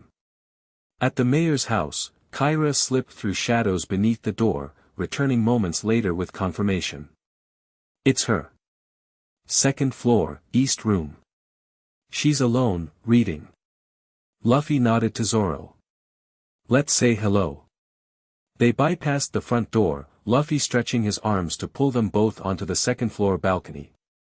Through lace curtains, they could see a woman sitting in an armchair, lamp illuminating the book in her hands. Direct approach? Zoro asked quietly. She'll run if startled, Luffy replied. I'll go first, keep it casual. He knocked on the glass door, causing the woman to look up sharply. After a moment's hesitation, she closed her book and approached, sliding the door open with composed caution. Can I help you? Her voice was cool, controlled, revealing nothing. Nico Robin. Luffy kept his tone conversational, as if they were meeting at a market instead of through a midnight intrusion. Her eyes narrowed slightly. Who's asking? Someone who needs your help reading some ancient stones, Luffy replied honestly. No point lying when she'd learn the truth eventually. I see. Her gaze flicked to Zoro, then back to Luffy. Recognition dawned in her eyes. You're Straw Hat Luffy. Blackbeard's new commander. Luffy touched his hat. Guilty. I decline. She moved to close the door, but Luffy's rubber arm stretched to hold it open. It's not really an invitation, he said, still friendly but firm. Robin stepped back, arms crossing before her chest in an unusual stance. Cease fleur. 6 arms sprouted from various surfaces around Luffy and Zoro, grabbing them in holds that threatened to snap bones. Devil fruit, Zoro grunted, struggling against the iron grip of disembodied arms. Flower fruit, Robin explained calmly, backing toward the room's other exit. I can sprout limbs on any surface I can see. One twist, and your spines break. Luffy stopped struggling, meeting her eyes directly. We're not here to hurt you. But we're not leaving without you either. Your captain wants the ancient weapons, she stated flatly. I won't help him find them. That's between you and him, Luffy replied. My job is just to bring you in. And if I refuse? Then we do this the hard way. Luffy's body suddenly inflated, expanding outward and breaking the grip of the sprouted arms. Gum Gum Balloon. Robin's eyes widened in surprise, but she recovered quickly. Veinte Fleur. 20 arms erupted around the room, grabbing furniture and hurling it toward them. Zoro, freed by Luffy's expansion, cut through flying chairs and tables with precision. We don't want to fight. Luffy called, dodging a bookshelf. Unfortunate, Robin replied coolly, backing through the doorway, because I do. More arms sprouted along the walls, grabbing everything not bolted down. The room became a tornado of flying objects as Robin made her escape. After her. Luffy shouted, stretching his arm to grab the doorframe and rocket himself forward. The chase led through the house and into the streets, where the commotion at the warehouse still drew the town's attention. Robin moved with surprising agility, using her power to create stepping stones of arms that let her vault over obstacles. Clutch. Arms sprouted from Luffy's back, bending him backward painfully. Gum Gum Whip.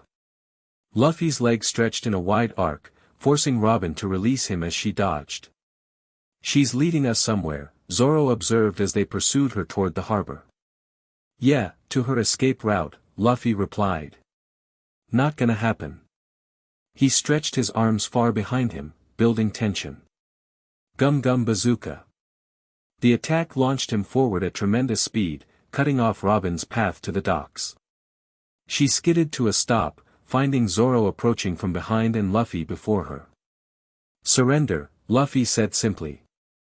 "We've got backup surrounding the island." "You're making a mistake," Robin replied, breathing hard but still composed. "Your captain is not who you think he is." "You don't know anything about him," Luffy countered. "I know he wants the ancient weapons. I know what those weapons can do." Her eyes hardened. Extinction-level power. Kingdoms wiped from existence in moments. "Is that what you want your legacy to be, Straw Hat? The man who helped end the world?"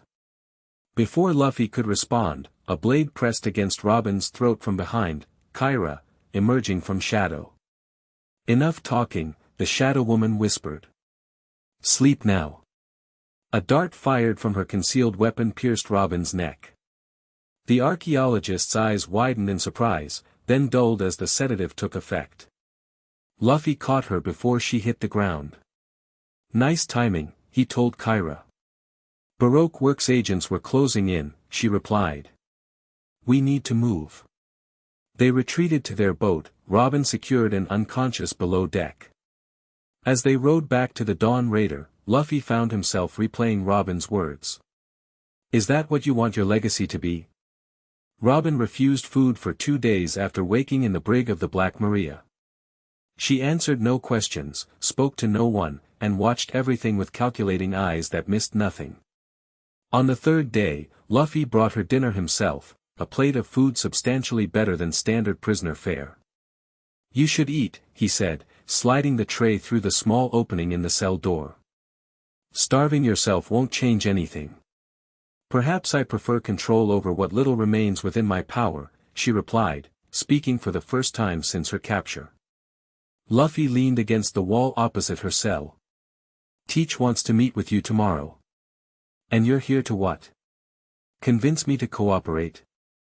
A bitter smile touched her lips. "Save your breath." "I'm just bringing food," Luffy shrugged. "What you do with it is up to you." He turned to leave, but her voice stopped him.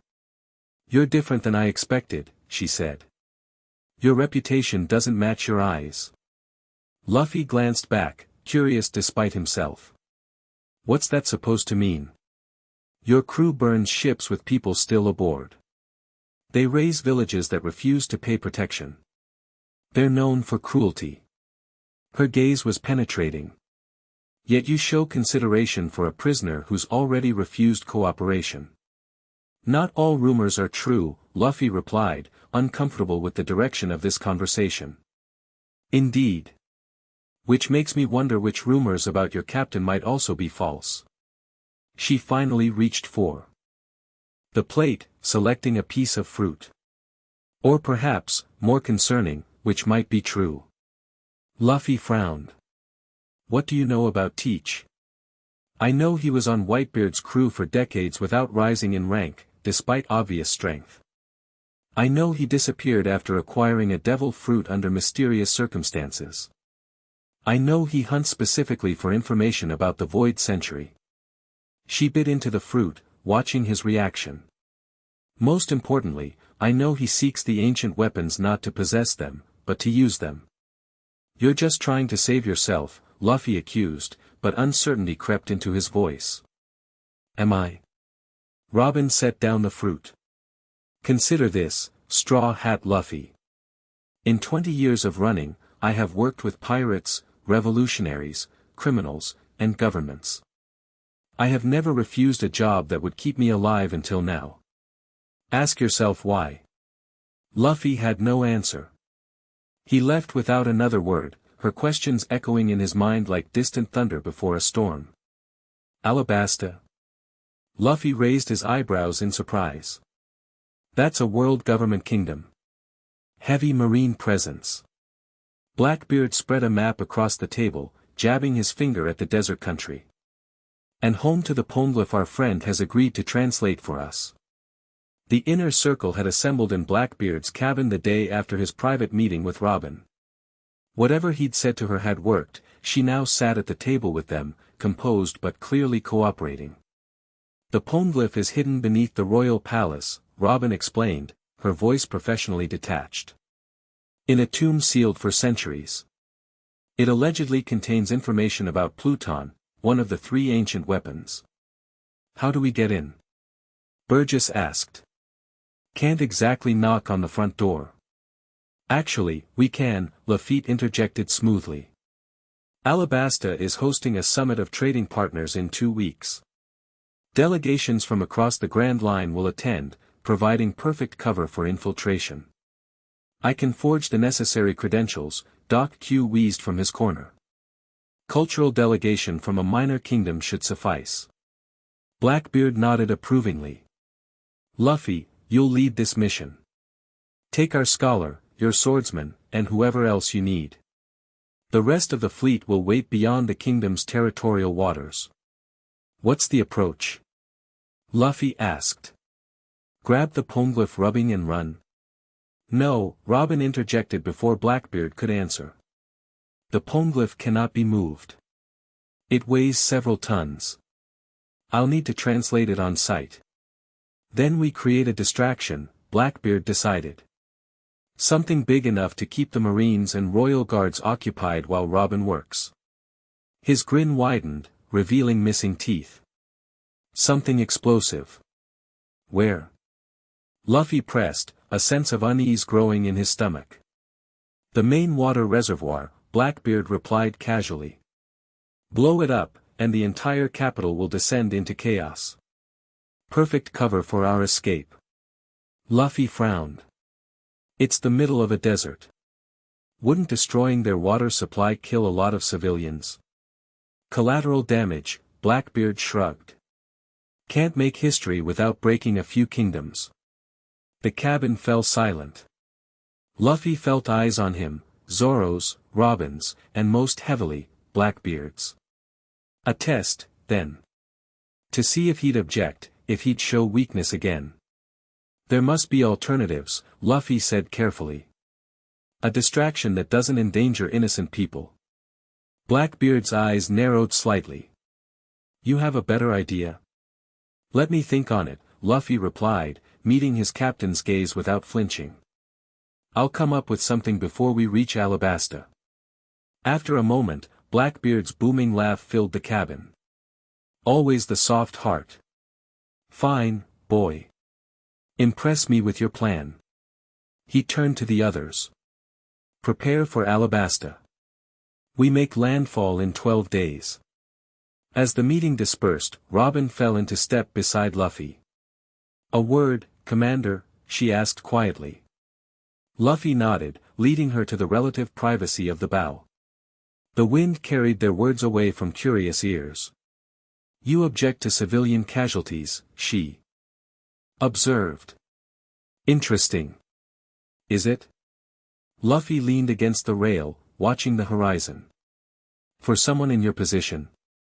Yes. She studied his profile. You know he was testing you. I don't care. You should. Teach doesn't tolerate dissent, especially public disagreement. Her voice dropped lower. Be careful, Straw Hat. Once he decides you're a liability rather than an asset, your life expectancy drops dramatically. Luffy turned to face her directly.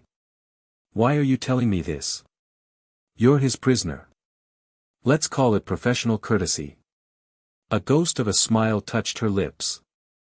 Or perhaps I've survived this long by identifying potential allies in unlikely places. With that cryptic statement, she returned to her quarters, no longer a cell but a guarded cabin, her limited freedom evidence of whatever arrangement she'd reached with Blackbeard. Zoro appeared at Luffy's side, having observed the exchange from a distance. Trust her? Not sure, Luffy admitted. But I don't think she's lying about Teach. The swordsman nodded slowly. So what's our real plan for Alabasta? Luffy's eyes narrowed as he gazed toward the distant horizon. First, we figure out what Teach is actually after. The poneglyph is important, but I'm betting there's more to this mission than he's telling us. And then? Then we decide whose side we're really on. Alabasta shimmered in the desert heat, its white stone buildings reflecting sunlight like mirrors. The capital city Alyabarna bustled with activity as delegations arrived for the trade summit, flags from dozens of kingdoms fluttering above the crowded streets. Luffy adjusted his formal attire uncomfortably as their small group passed through the city gates. No straw hat today, his bounty poster had made it too recognizable. Instead, he wore the elaborate robes and headdress of a minor kingdom's trade minister, his rubber face partially obscured by ceremonial makeup. "Stop fidgeting," Robin murmured beside him, elegant in flowing desert garb that concealed her own recognizable features. "Ministers don't squirm." Behind them, Zoro and 4 other crew members maintained the charade of cultural attaches, carrying musical instruments and art pieces that cleverly concealed disassembled weapons. "Papers, please," a royal guard requested at the palace entrance, examining their forged credentials with practiced efficiency. After a tense moment, he nodded and waved them through. "Welcome to Alabasta, Minister Luff. Your delegation is assigned to the East Wing." Inside the palace, servants showed them to spacious quarters overlooking a central courtyard. When they were finally alone, Luffy tore off the restrictive headdress with a groan of relief. "That wasn't so hard," he observed, stretching his neck. "Getting in was always the easy part," Robin replied, moving to the window to survey the palace grounds. The tomb lies beneath the royal library, accessible only through a passage in the king's private study. "Which is guarded day and night," Zoro added, unstrapping the disguised sword case from his back. "Exactly. We need a diversion, but not teach scorched earth approach." Robin turned from the window, her expression thoughtful. "The summit includes an exhibition of cultural performances tomorrow night. All attention will focus on the main hall." "Perfect timing to slip away unnoticed," Luffy nodded. "But what about the guards at the king's study?" A knock at their door interrupted the planning. Weapons disappeared beneath robes as Luffy called, "Enter." A palace servant bowed in the doorway. "Minister Luff, Princess Vivi requests your presence for tea. She wishes to personally welcome representatives from all new trading partners." Luffy exchanged glances with Robin, who gave an almost imperceptible nod. "I'd be honored," he replied, reaching for the hated headdress once more. Princess Vivi Nefertari proved nothing like Luffy expected. Young, perhaps his own age, with blue hair and intelligent eyes that seemed to look right through his disguise. She hosted tea on a private balcony, attended only by a single massive guard whose suspicious gaze never left Luffy. "I'm delighted Soren Kingdom seeks trade relations with Alabasta," the princess said, pouring tea with practiced grace.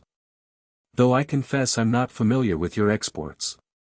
"Primarily textiles and spices," Luffy replied, reciting the cover story Lafitte had prepared. "Our island lies in an unusual current that brings trade routes from both East and West Blue within our reach." "Fascinating," Vivi smiled politely. "And how long has Minister Luff represented Soren's interests?" 3 years now," Luffy sipped his tea, finding it unexpectedly delicious. "Remarkable achievement for one so young," Vivi observed. "Especially since Soren Kingdom doesn't exist." Luffy choked on his tea. The massive guard stepped forward, one hand moving to a concealed weapon. Vivi raised a hand, stopping her guard. "Peace, Igaram." If he meant immediate harm, he wouldn't have come alone. She fixed Luffy with a penetrating stare. "Who are you really, and what do you want in Alabasta?" For a split second, Luffy considered maintaining the charade, but something in Vivi's direct approach deserved honesty in return. "My name is Monkey D. Luffy," he admitted, setting down his cup. "The pirate?"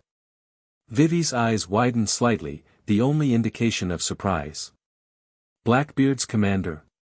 You're well informed. A princess must be."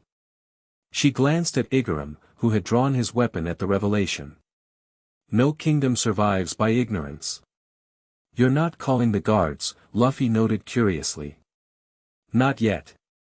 Vivi's gaze was steel beneath silk. "First, I want to know why Blackbeard sent you to Alabasta. And don't insult my intelligence with lies about trade agreements." Luffy weighed his options quickly. "The mission," his loyalty to his crew, Blackbeard's plans, all balanced against his growing doubts and the earnest determination in this princess's eyes. "He sent me for the poneglyph beneath your palace," he said finally. "The one about Pluton." Igaram gasped, but Vivi's expression barely changed. "I see. And your method was to be what? Theft under cover of night? Hostages? Violence?" "Originally, blowing up your water reservoir as a distraction," Luffy replied bluntly. Now shock registered on her face. "That would kill thousands in the resulting riots and thirst." "I know. That's why I argued against it." Vivi studied him with new intensity. "You opposed your captain." "I said there were better ways." "There are no better ways to commit an atrocity," she retorted sharply. Then, more measured, "But I appreciate that you tried." An uncomfortable silence fell, broken only by the distant sounds of the city below. Luffy found himself strangely reluctant to disappoint this princess he'd just met. "I need to ask you something," he said finally. "What exactly is Pluton?" Vivi exchanged glances with Igaram before responding. "A weapon from the Void Century. A warship capable of destroying entire islands with a single barrage. And the poneglyph tells how to build it?" "No," Vivi shook her head. "It tells where to find it." The implication hit Luffy like a physical blow. Not instructions for a theoretical weapon, but directions to an actual, existing superweapon. In Blackbeard's hands. "Why are you telling me this?" he asked. "Because you didn't know," Vivi replied simply. "And because I'm trying to decide if you're truly Blackbeard's man or something else entirely."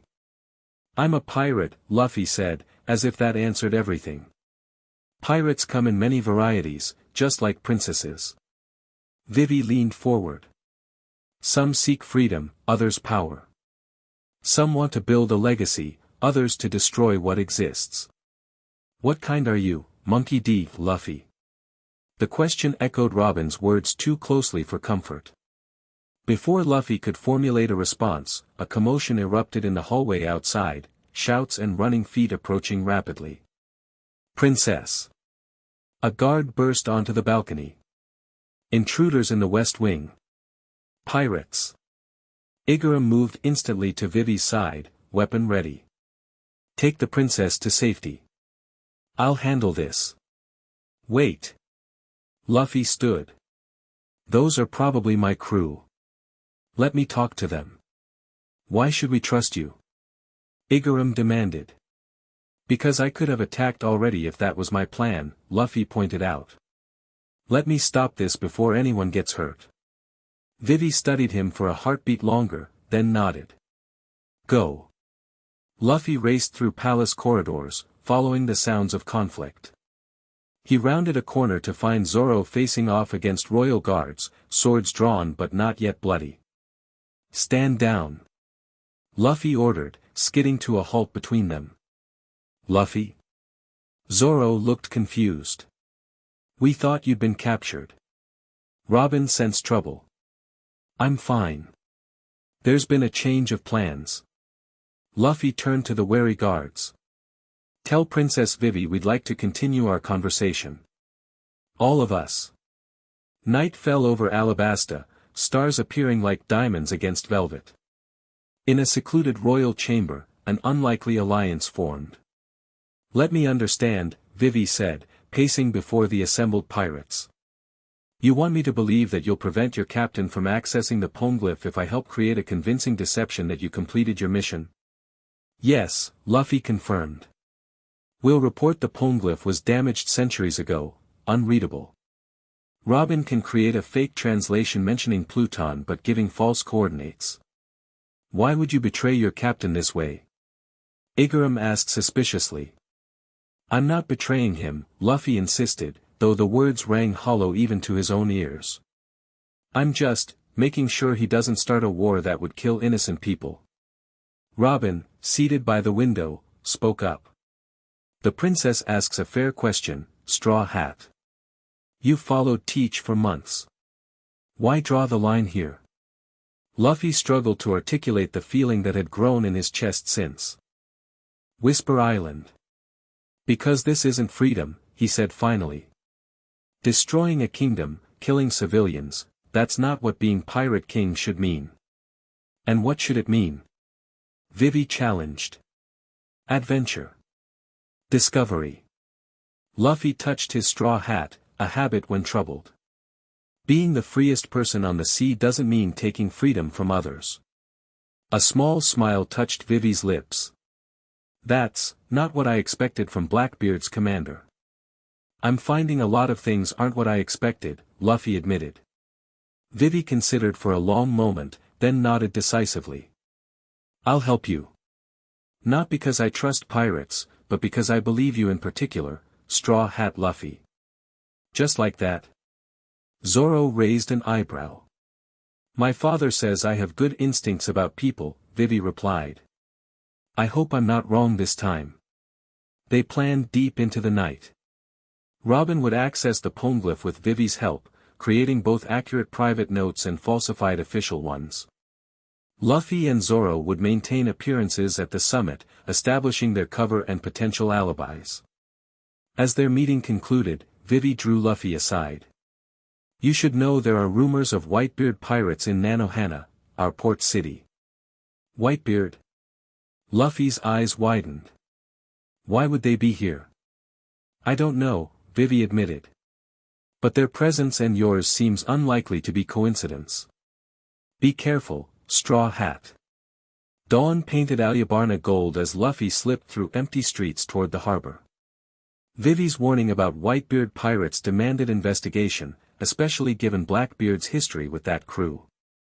Nanohana bustled with early morning activity, fishermen unloading catches, merchants setting up stalls, sailors beginning another day at sea. Luffy kept his hat low as he moved through the crowd, senses alert for anything unusual. He found it in a small dockside tavern, where a young man sat alone, back to the wall, orange hat shadowing his face. The emblem on his hat was unmistakable, the Whitebeard Jolly Roger. Luffy ordered a drink and took a table nearby, studying the pirate from beneath his hat brim. There was something oddly familiar about him, though Luffy couldn't place it. The man finished his meal, paid, and left without acknowledging Luffy's presence. Following discreetly, Luffy tracked him through winding streets to a quiet area near the edge of town. There, the man suddenly stopped. You're not as subtle as you think, he called without turning. Why are you following me? Wanted to know what Whitebeard pirates want in Alabasta, Luffy replied honestly, seeing no point in pretense. The man turned slowly, orange hat lifting to reveal freckled features and sharp eyes that widened in shock as they met Luffy's. Luffy? He gasped. Luffy staggered back as recognition hit him like a physical blow. Ace? Portgas D. Ace, his brother, not by blood but by childhood oath, stood before him, as stunned as Luffy himself. What are you doing here? They asked simultaneously. I'm with the Whitebeard pirates now, Ace recovered first. Commander of the 2nd Division. But you. His expression darkened. What are you doing with Teach? How did you? Everyone knows Straw Hat Luffy joined Blackbeard's crew, Ace snapped. The question is why? That man is a snake, Luffy. You don't know him, Luffy defended automatically, even as doubt twisted in his gut. I know him better than you. Ace stepped closer, voice dropping. He was on our crew for decades. Killed a crewmate to steal a devil fruit, then fled like a coward. I've been hunting him for months. Luffy shook his head in disbelief. He never mentioned being a Whitebeard pirate. Of course not. He betrayed us. Ace gripped Luffy's shoulders. Listen to me. Whatever he told you, whatever he promised, it's lies. Teach only cares about power. He uses people until they're no longer useful, then discards them. The accusation mirrored Robin's warnings, Zoro's suspicions, and Luffy's own growing doubts. Why are you really in Alabasta? Luffy asked quietly. Tracking Teach, Ace replied without hesitation. Intelligence said his fleet was headed this way. Now I find my little brother working for the man I've sworn to kill. His grip tightened painfully. Do you have any idea what you've gotten yourself into? Before Luffy could respond, a shout rose from nearby rooftops. Commander!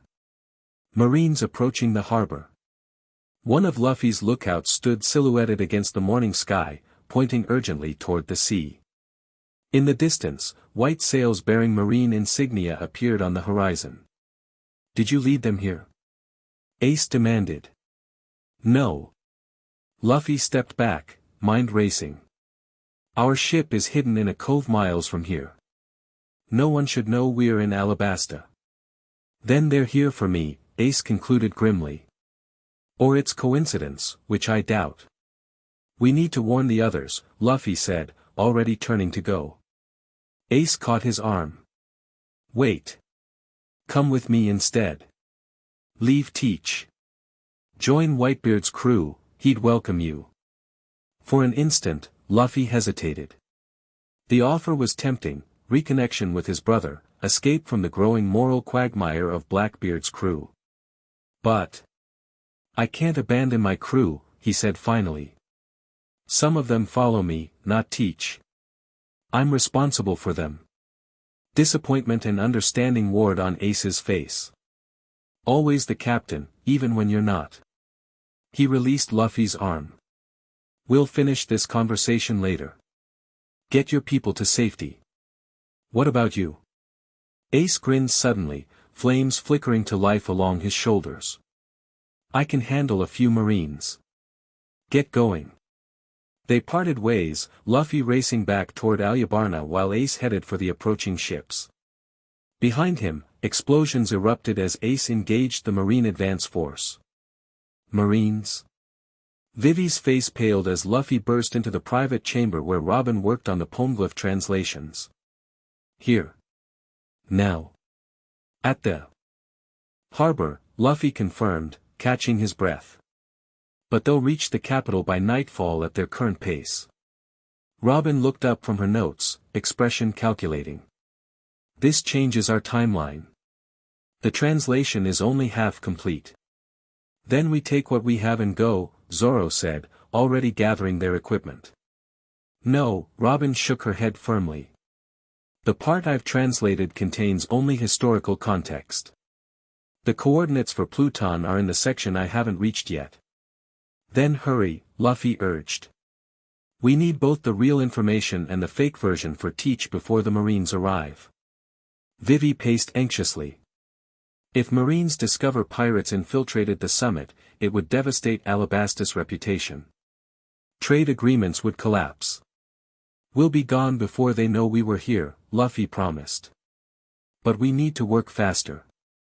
For hours, Robin bent over the ancient stone, translating symbols while Vivi's scholars created falsified versions under her direction. Luffy positioned lookouts throughout the palace, alert for any sign of approaching Marines. By mid-afternoon, a new complication arose. Palace Security Chief Shaka requested an audience with all delegation heads to discuss security concerns. Luffy would have to attend as Minister Luffy for risk raising suspicion. Keep working, he told Robin. I'll handle this. The meeting gathered in the palace's Grand Council chamber, representatives from 20 kingdoms seated around an ornate table. Luffy adjusted his ceremonial robes, nodding politely to other delegates while scanning for threats. Security Chief Shaka, a stern man with unusual canine features suggesting a Zoan-type devil fruit, addressed the assembly gravely. Honored delegates, we have received troubling intelligence. Marine vessels have engaged pirates in Nanohana harbor. The situation is contained, but palace security will increase as precaution. Murmurs rippled through the gathered delegates. What pirates? Asked a portly minister from a northern kingdom. Whitebeard pirates, Shaka replied, causing another wave of concerned whispers. Specifically, Commander Portgas D. Ace, who was defeated and captured approximately 2 hours ago. Luffy nearly fell from his chair. Captured, he blurted before catching himself. All eyes turned to him. Shaka's gaze narrowed suspiciously. You know of Fire Fist Ace, Minister Luff? Only by reputation, Luffy recovered smoothly. His bounty is well known. Indeed.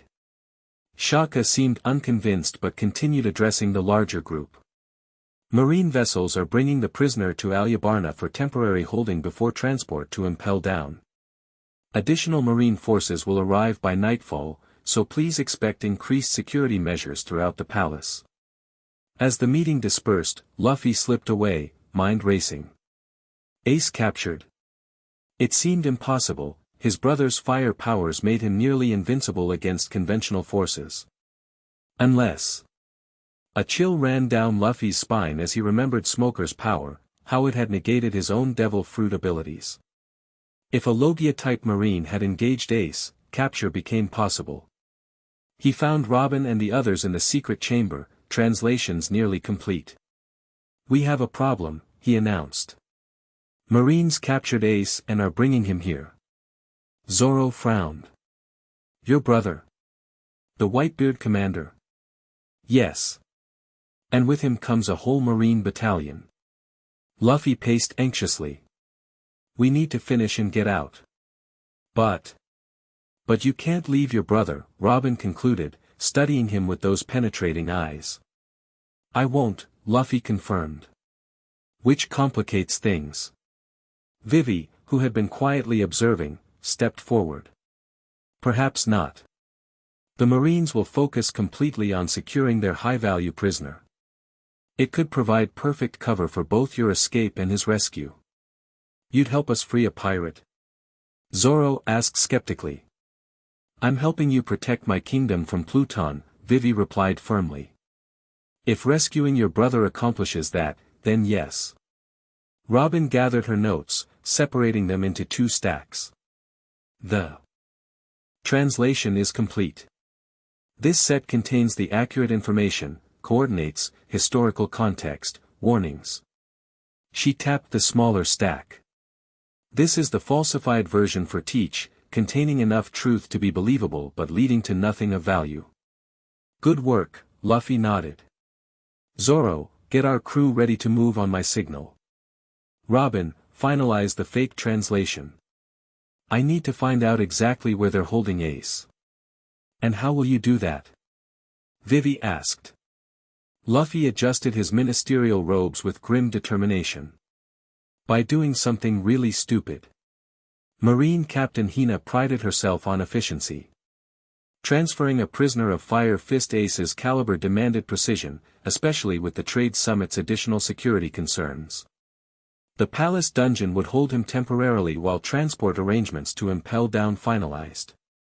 She hadn't expected interruptions from foreign dignitaries. "Minister Luff of Soren Kingdom requests to observe the prisoner transfer," her lieutenant reported. "Claims security interest due to Whitebeard's known activities near their shipping lanes." "Denied," Hina replied automatically. "No civilians near the prisoner." "He's quite insistent, Captain." "Invoked diplomatic privilege." Hina sighed in irritation. "Fine. But he stays behind the security cordon, makes no attempt to communicate with the prisoner, and leaves when I say so." "Yes, Captain." Minutes later, she found herself escorting an overdressed foreign minister with oddly familiar features through the secure corridor leading to the temporary holding area. "Most grateful for accommodation," the minister said in stilted formal language.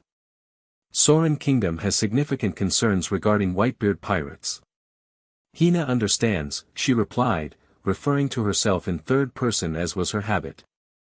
"But security protocols remain absolute."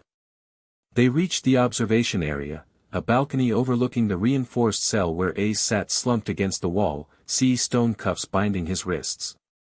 Despite his captivity, the pirate maintained a defiant posture, glaring at the Marines guarding him. "Impressive security," the minister commented, leaning forward slightly. "See stone restraints." "Standard procedure for devil fruit users," Hina confirmed, studying her strange visitor more carefully. Something about his movement struck her as odd, too fluid beneath the stiff formal robes. Below, Ace suddenly looked up, his gaze fixing on the observation balcony. For an instant, recognition flashed across his features before he quickly resumed his bored expression. But Hina had caught it. Her eyes narrowed as she truly examined the minister beside her. The shape of his jaw, the scar beneath carefully applied makeup. "You're not a minister," she said flatly, reaching for the restraints at her belt. Black cage formation. Her arms transformed into cage-like bars, extending toward the impostor, but he was already moving, shedding the restrictive outer robes with startling speed. "Sorry about this," Straw Hat Luffy grinned, hat appearing from within the discarded disguise. Gum Gum Pistol. His stretching punch caught Hina by surprise, sending her crashing into the far wall. Alarms immediately blared throughout the facility. "Luffy!"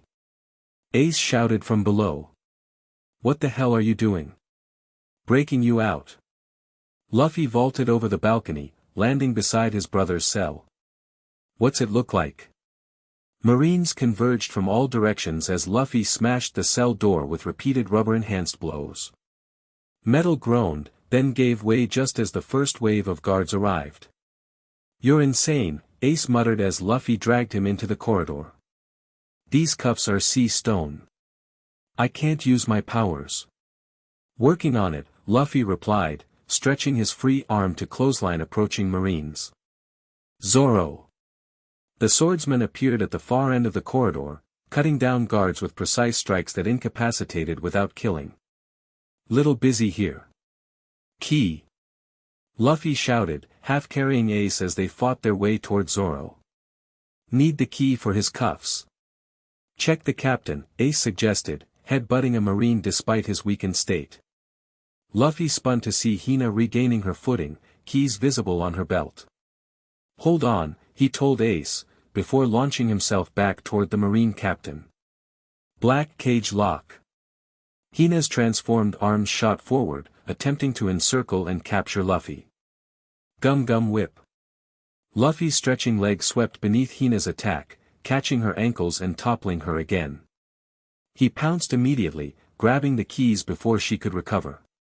A quick strike to a pressure point, a trick Lafitte had taught him, left her temporarily paralyzed. "Sorry," he told her sincerely. "Nothing personal." The prison block had descended into chaos.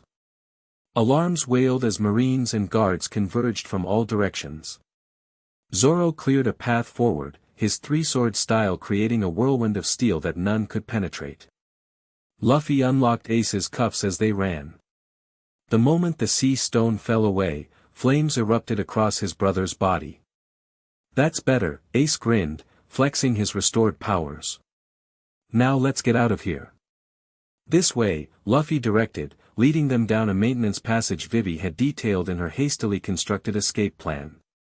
"The others are waiting with our exit strategy." They burst into a courtyard to find Vivi already there with horses, desert breeds bred for speed and endurance. "The east gate is least guarded," she informed them quickly. "Royal Guard Captain Pell is creating a distraction at the west entrance. You have perhaps 10 minutes before they realize the deception." "You have my gratitude, Princess," Ace bowed slightly, flames subsiding enough to safely mount his horse. "Save it," Vivi replied curtly. "Just get that translation away from here and never bring your captain to my kingdom again."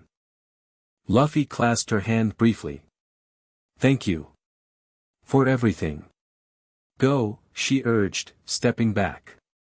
"And Luffy, remember what we discussed about what kind of pirate you want to be." They rode hard through palace corridors specifically designed to accommodate mounted messengers, startling servants and late-night delegates. Marines pursued, but the palace's labyrinthine layout slowed them considerably. At the east gate, they found the rest of Luffy's team waiting, Robin with her precious notes, and the others already mounted. "Quite the commotion you've caused," Robin observed dryly as they joined her. "The entire palace is in uproar." "Then let's not overstay our welcome," Ace replied, flames flickering around his shoulders as he scanned for pursuers. They rode through darkened streets toward the rendezvous point where boats waited to return them to the Dawn Raider. Behind them, the palace glowed with activity as Marines and guards organized a citywide search. Your plan actually worked, Zoro commented as they reached the hidden cove where their small boats waited. Don't sound so surprised, Luffy grinned, helping transfer their equipment. Oh, I'm surprised, Ace interjected, still eyeing Robin suspiciously. Mostly that my little brother infiltrated a royal palace, stole ancient secrets, and broke out a high-security prisoner without getting himself killed. I've learned a few things, Luffy shrugged. Evidently. Ace's expression turned serious as they pushed the boats into shallow water. But we need to talk about what happens next. You can't go back to teach after this. I have to, Luffy replied firmly. My crew is still on the Black Maria. And we have a plan. What plan? To give Teach false information about Pluton, Robin explained, securing her notes as they began rowing. Leading him away from the real weapon while we determine our next move. Ace frowned. He'll kill you when he discovers the deception. He won't discover it, Luffy insisted. Not until we're ready. The Dawn Raider appeared from the darkness, lamps dimmed to avoid detection. As they climbed aboard, Ace pulled Luffy aside. This is madness, he hissed. Come with me to Whitebeard. He'll protect you. I can't abandon my people, Luffy replied stubbornly. Some of them joined because of me, not Teach. I'm responsible for them. And I'm responsible for you. Ace gripped Luffy's shoulders. We're brothers. Which is why you have to trust me, Luffy said quietly. I know what I'm doing. Ace studied him for a long moment, then sighed in defeat. At least let me give you something. He removed a small piece of paper from his hat, a Viva card, the special paper that moved toward its owner. This will always point to me. If you need help, when you need help, follow it. Luffy accepted the card, tucking it securely into his hat. Thanks.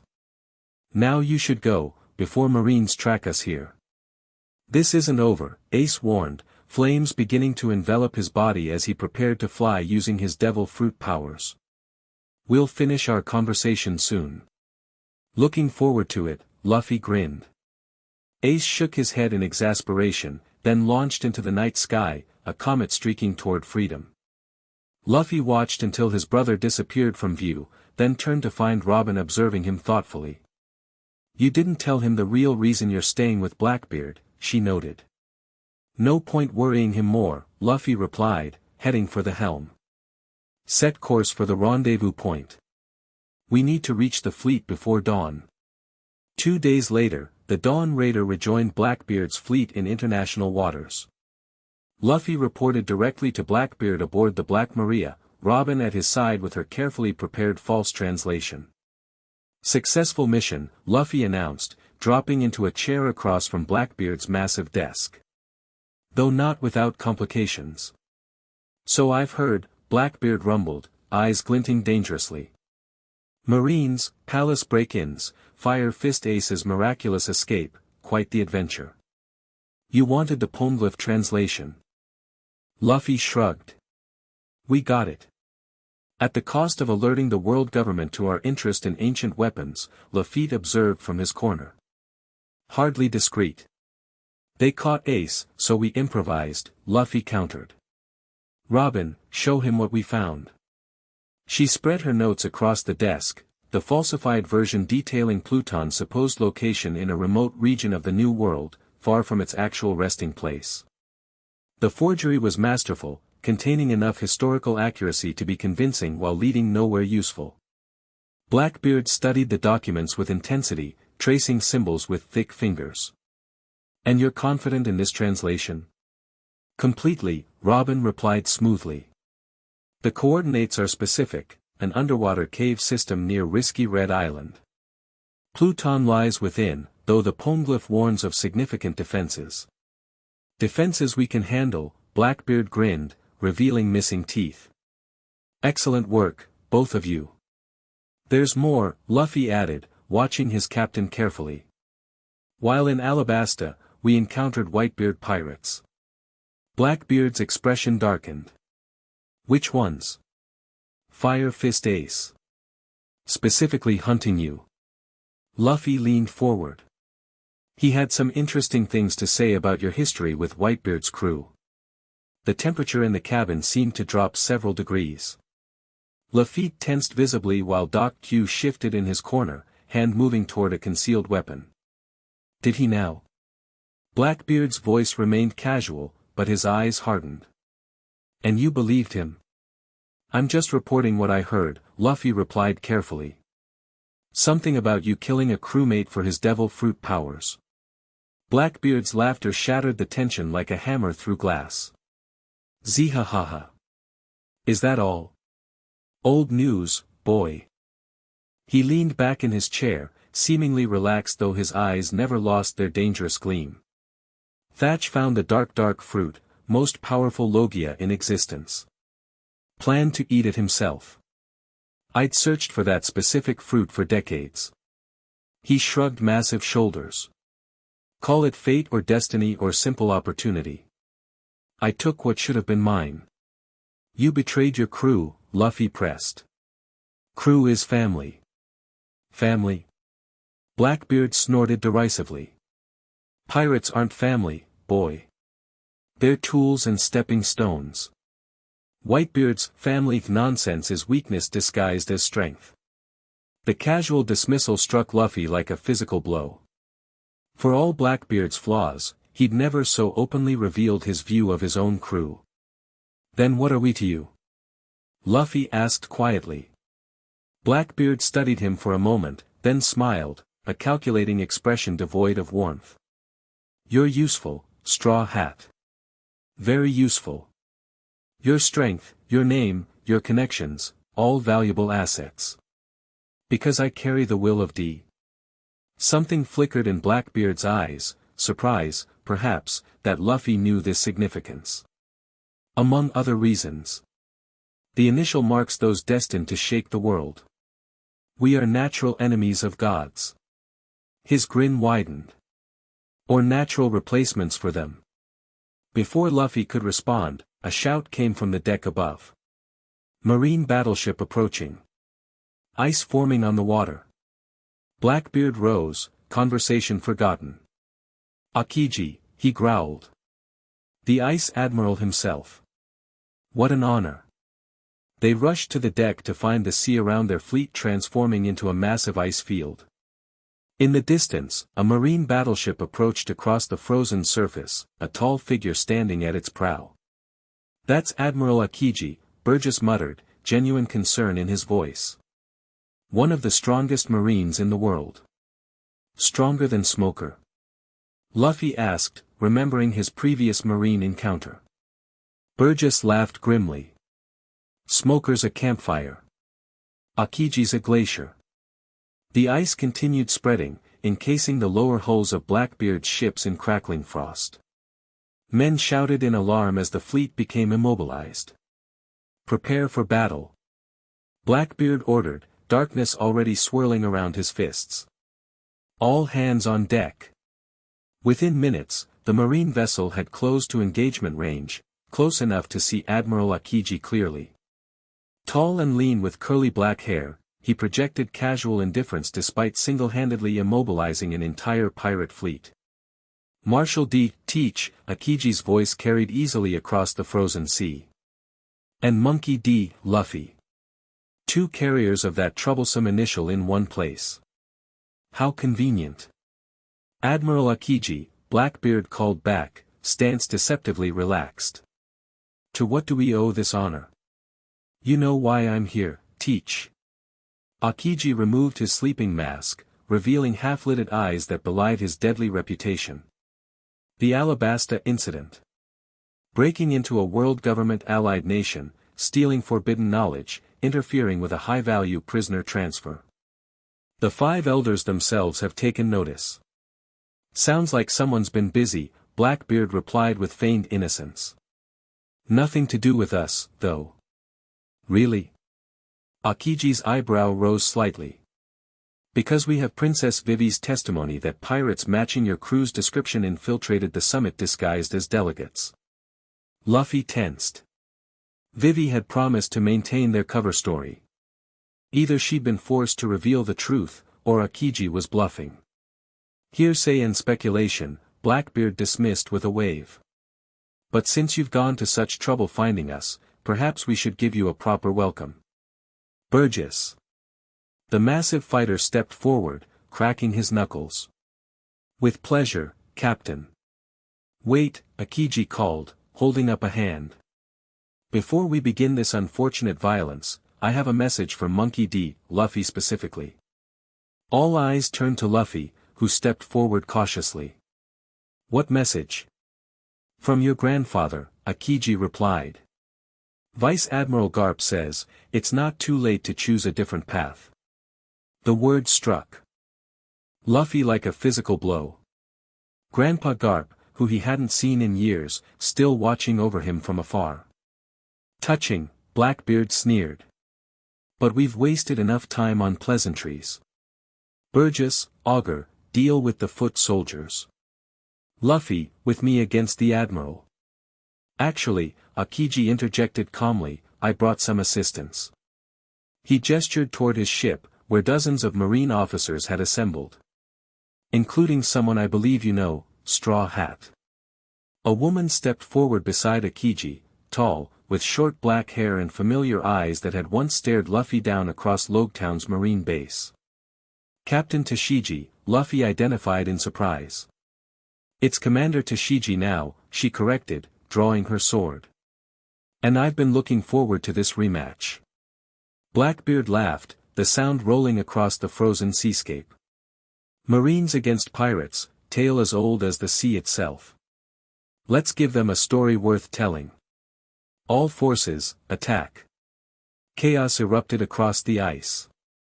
Pirates poured from ships onto the frozen surface while Marines advanced in disciplined formation. Gunfire cracked through frigid air as swords clashed and devil fruit powers flared in brilliant display. Luffy found himself facing Commander Tashigi directly, her blade gleaming with the unmistakable sheen of sea prism stone coating. You've moved up in the world, Luffy noted, stretching his arms in preparation. So have you, she replied grimly. Though not in the right direction. She attacked with precision, her swordsmanship markedly improved since their last encounter. Luffy dodged narrowly, feeling the blade slice air where his head had been moments before. You're faster, he acknowledged, counterattacking with a gum-gum pistol that she sidestepped cleanly. And you're holding back, she observed, pressing forward with a series of lightning-quick thrusts.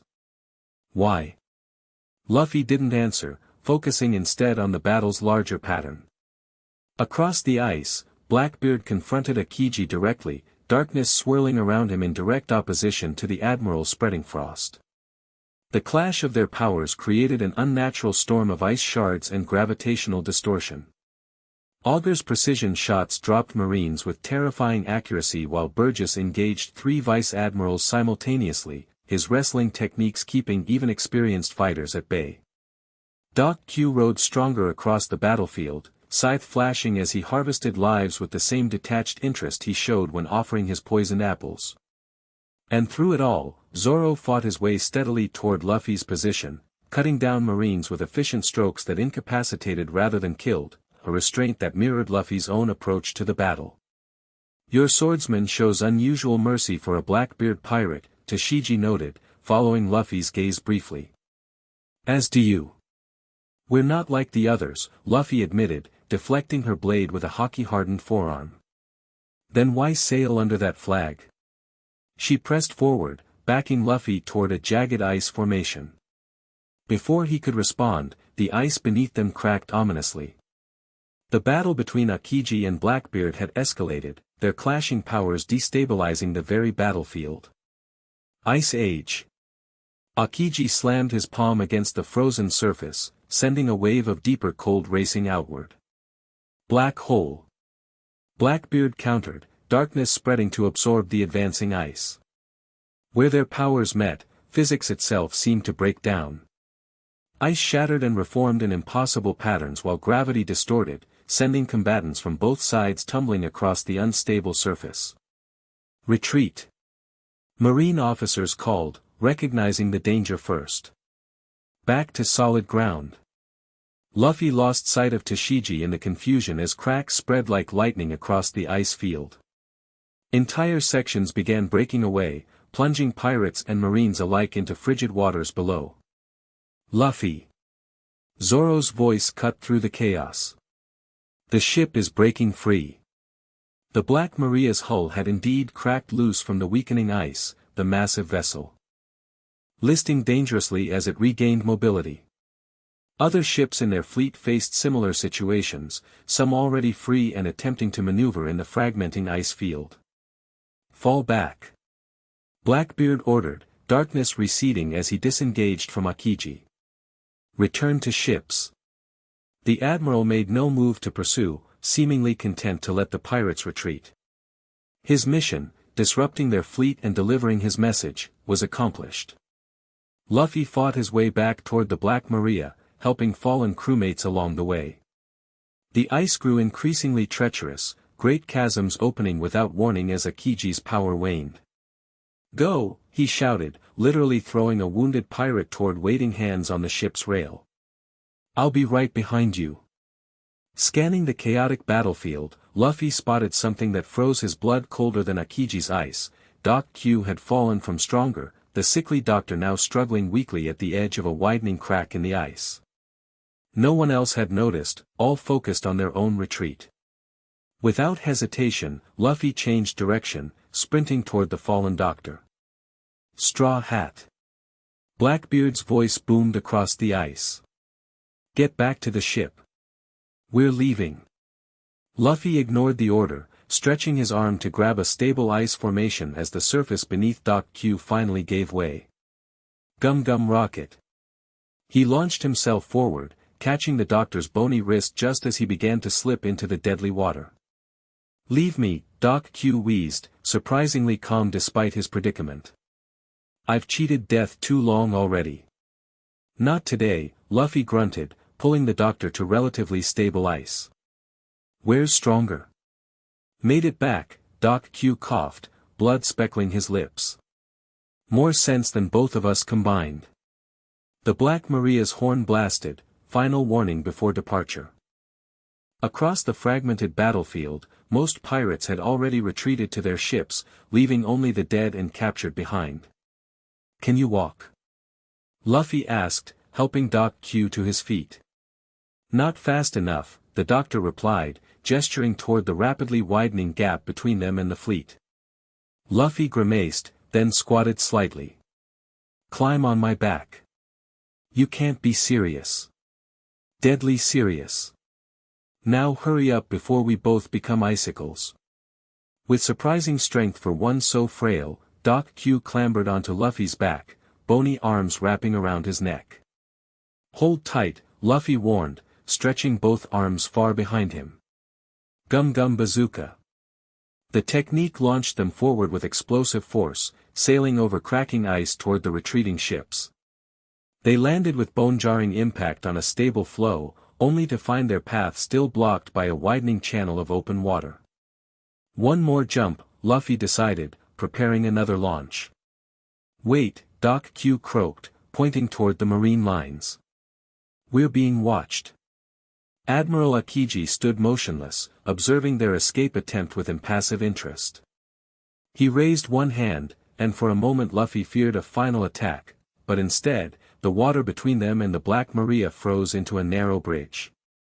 Why would he? Luffy wondered aloud. Questions later, Doc Q urged. Escape now. They crossed the ice bridge at full sprint, reaching the Black Maria just as the ship cleared the last of the ice field. Hands reached down to pull them aboard. Doc Q immediately whisked away to the infirmary while Luffy found himself face to face with a furious Blackbeard. I ordered you back to the ship, Blackbeard growled, darkness flickering around his clenched fists. Doc Q would have drowned, Luffy replied, not backing down. I don't abandon crew. Sentiment, Blackbeard spat. Weakness that could have cost us both. Saved your doctor, didn't I? Luffy countered. Seems like strength to me. For a tense moment, it appeared Blackbeard might strike him. Then the captain's face split into its familiar wide grin, though his eyes remained cold. Always surprising me, Straw Hat. He clapped Luffy's shoulder with bruising force. But next time you disobey a direct order, I'll throw you to the Sea Kings myself. Clear. Crystal, Luffy replied, matching Blackbeard's stare without flinching. The standoff broke as Luffy approached with reports of damage across the fleet. 3 ships lost, dozens of casualties, but the core crew intact and the flagship seaworthy. Set course for risky Red Island, Blackbeard ordered after reviewing the assessment. We have a weapon to claim. As the crew dispersed to their duties, Zoro appeared at Luffy's side, face grim beneath the bandage wrapped around his head. That was reckless, the swordsman noted quietly. Had to be done, Luffy shrugged. Not arguing that. Just observing that your actions didn't go unnoticed. Zoro nodded subtly toward Blackbeard's retreating back. He's watching you differently now. Like you're a problem to solve rather than an asset to use. Let him watch, Luffy replied, adjusting his straw hat. I'm not the same kid he pulled from that fishing boat anymore. The East Blue Trading Company ship appeared on the horizon 3 days after the battle with Akiji. Flying merchant colors and following standard shipping lanes, it should have been beneath the notice of Blackbeard's fleet. Yet Luffy found himself ordered to investigate with his squadron, Blackbeard citing suspicious movements that no one else had observed. It's a test, Robin noted as the Dawn Raider closed on the merchant vessel. To see if you'll follow orders to attack an innocent target. I know, Luffy replied grimly. And refusing isn't an option. So what will you do? She asked, those penetrating eyes studying his profile. Luffy adjusted his hat, decision made. Play along, but my way. The merchant ship, good fortune according to its hull, attempted to flee when it recognized pirate colors. A warning shot across its bow from Augur's rifle, the sniper having been assigned to Luffy's ship for this mission, brought it to a reluctant halt. Standard boarding procedure, Luffy ordered his crew. But no unnecessary force. These aren't Marines or rival pirates. Augur raised an eyebrow but said nothing, his silent presence a reminder of Blackbeard's oversight. They boarded efficiently, securing the merchant crew without bloodshed. Luffy personally approached the captain, a round-faced man who maintained remarkable composure despite the situation. This is a registered East Blue Trading Company vessel, the captain stated firmly. We carry only textiles and preserved foods. No valuables worth your effort. We'll be the judge of that, Augur replied coldly, rifle held casually at his side. Search the hold, he ordered nearby pirates. Wait, Luffy interjected. First, I want to know your route and destination. The merchant captain hesitated, then shrugged. No secret. We sailed from Kokoyashi village with cargo bound for Logue Town. Kokoyashi. Luffy repeated, the name triggering distant recognition. In the Konomi Islands? Yes. Small place, not much to recommend it except resilience. They've had trouble with pirates before, Arlong's crew occupied them for years. Fishman pirates. Luffy's interest grew. What happened to them? Defeated eventually, though the damage was done. The village is still recovering. A commotion from below decks interrupted their conversation. Pirates emerged from the hold dragging a young woman with distinctive orange hair, the same woman Luffy had encountered in the fighting arena at the lawless port months ago. Found her hiding among the cargo, a pirate reported. Says she's the ship's navigator, but she was concealing this. He held up a tube containing what appeared to be maps. Nami? The merchant captain looked confused. What's going on? The woman, Nami, maintained a defiant posture despite being restrained. Nothing, Captain Bergen. Just some personal navigation charts they misinterpreted. Luffy studied her with newfound interest. You're from Kokoyashi village. Not a question, but she answered anyway. Yes. What of it? And you were there during Arlong's occupation. Her eyes hardened. Everyone from Kokoyashi has scars from those years. Some just show more than others. She shifted slightly, and Luffy caught glimpse of a tattoo on her shoulder, originally something else, now modified into a pinwheel and tangerine design. "Let me see those charts," Luffy ordered, extending his hand toward the pirate holding the tube. Unrolled across a barrel, the documents revealed themselves as no ordinary navigation aids. These were detailed maps of marine bases throughout East Blue, complete with guard rotations, weapons caches, and vulnerability assessments. "Interesting reading material for a merchant navigator," Augur observed dryly. "I'm a cartographer," Nami replied stiffly. "I map everything. Including how to break into marine installations." Augur picked up one particularly detailed schematic. "This would fetch quite a price in certain markets. Or prove useful for our own operations," Luffy added thoughtfully. He turned to Captain Bergen, who looked genuinely shocked by the revelation. "Did you know what your navigator was carrying?" "Of course not," the captain sputtered. "We're legitimate merchants. The East Blue Trading Company doesn't traffic in military secrets." "I believe you," Luffy decided. "Take your crew and ship and go. Consider your cargo as payment for your freedom." "And her?" Bergen gestured uncertainly toward Nami. "She stays with us," Luffy replied, meeting Nami's glare directly. "We need a good cartographer." "Captain, that wasn't the order," Augur said quietly. "Teach specifically said," "I know what he said," Luffy cut him off.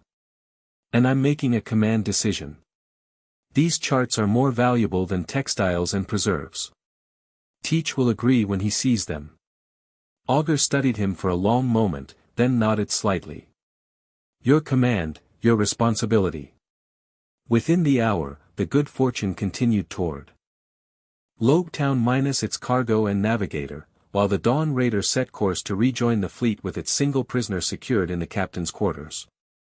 "You're not what I expected," Nami commented when Luffy brought her food personally. "I get that a lot lately," Luffy replied, setting down the tray. "You're not what you seem either, navigator. I told you, I'm a cartographer. Among other things." Luffy leaned against the doorframe. Those weren't just any marine base schematics. They were specifically facilities holding evidence and assets seized from Arlong's crew. Surprise flickered across her face before she masked it.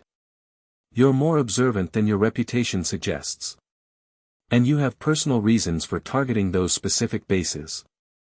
Luffy nodded toward her tattoo. "Revenge?"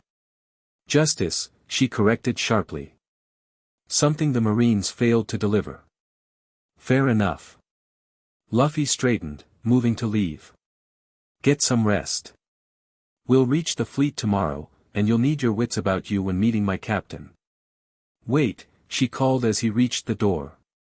"Why didn't you sink the merchant ship? Those were your orders, weren't they?" Luffy paused, considering how much to reveal. "Let's just say I'm selective about which orders I follow." "Dangerous position for a pirate," she observed. "Life's dangerous," Luffy shrugged. "Doesn't mean you have to be needlessly cruel." Nami studied him with new interest. "You're nothing like Arlong." "I should hope not." "No, I mean." She seemed to struggle with her assessment. "Pirates talk about freedom, but most just want power to take what they want regardless of who it hurts. You're different." Luffy touched his hat, a gesture that had become automatic when confronting difficult truths. "Still figuring out what kind of pirate I want to be," he admitted. "But I know what kind I don't want to be." Blackbeard was not pleased. "You had specific orders," he growled, pacing his cabin like a caged animal. "Sink the ship, leave no witnesses. Simple." "The charts were more valuable," Luffy argued, pointing to Nami's map spread across the table. "And she's worth more alive than dead. She's mapped marine installations across East Blue from memory." "That's not the point." Blackbeard slammed a fist on the table, rattling charts and instruments. "The point is you disobeyed again. I improved the plan, Luffy countered. You want blind obedience, get a trained dog. You made me a commander because I can think for myself. The standoff stretched, tension thick enough to cut. Finally, Blackbeard's expression shifted from rage to calculating interest. Always surprising me, Straw Hat, he mused, echoing his words from after the Akiji battle. Though I'm beginning to wonder if your surprises serve my interests or your own. They serve the crew, Luffy insisted. We got valuable intelligence without unnecessary bloodshed. Everyone wins. Except the lesson wasn't learned, Blackbeard replied cryptically. But no matter. We'll reach Risky Red in 2 days. Keep your navigator prisoner until I decide her fate. As Luffy left the cabin, he found Burgess waiting in the corridor, massive arms crossed over his chest. Playing a dangerous game, the champion observed. Captain's patience isn't infinite. Neither is mine, Luffy replied, moving to pass. Burgess blocked his path with one tree trunk arm. Listen, kid. I like something went wrong with this response, please try again. Open the next chapter for reading. Move the narrative to the next chapter. The end. Thank you for watching this video. Please be sure to subscribe to our channel and like this video.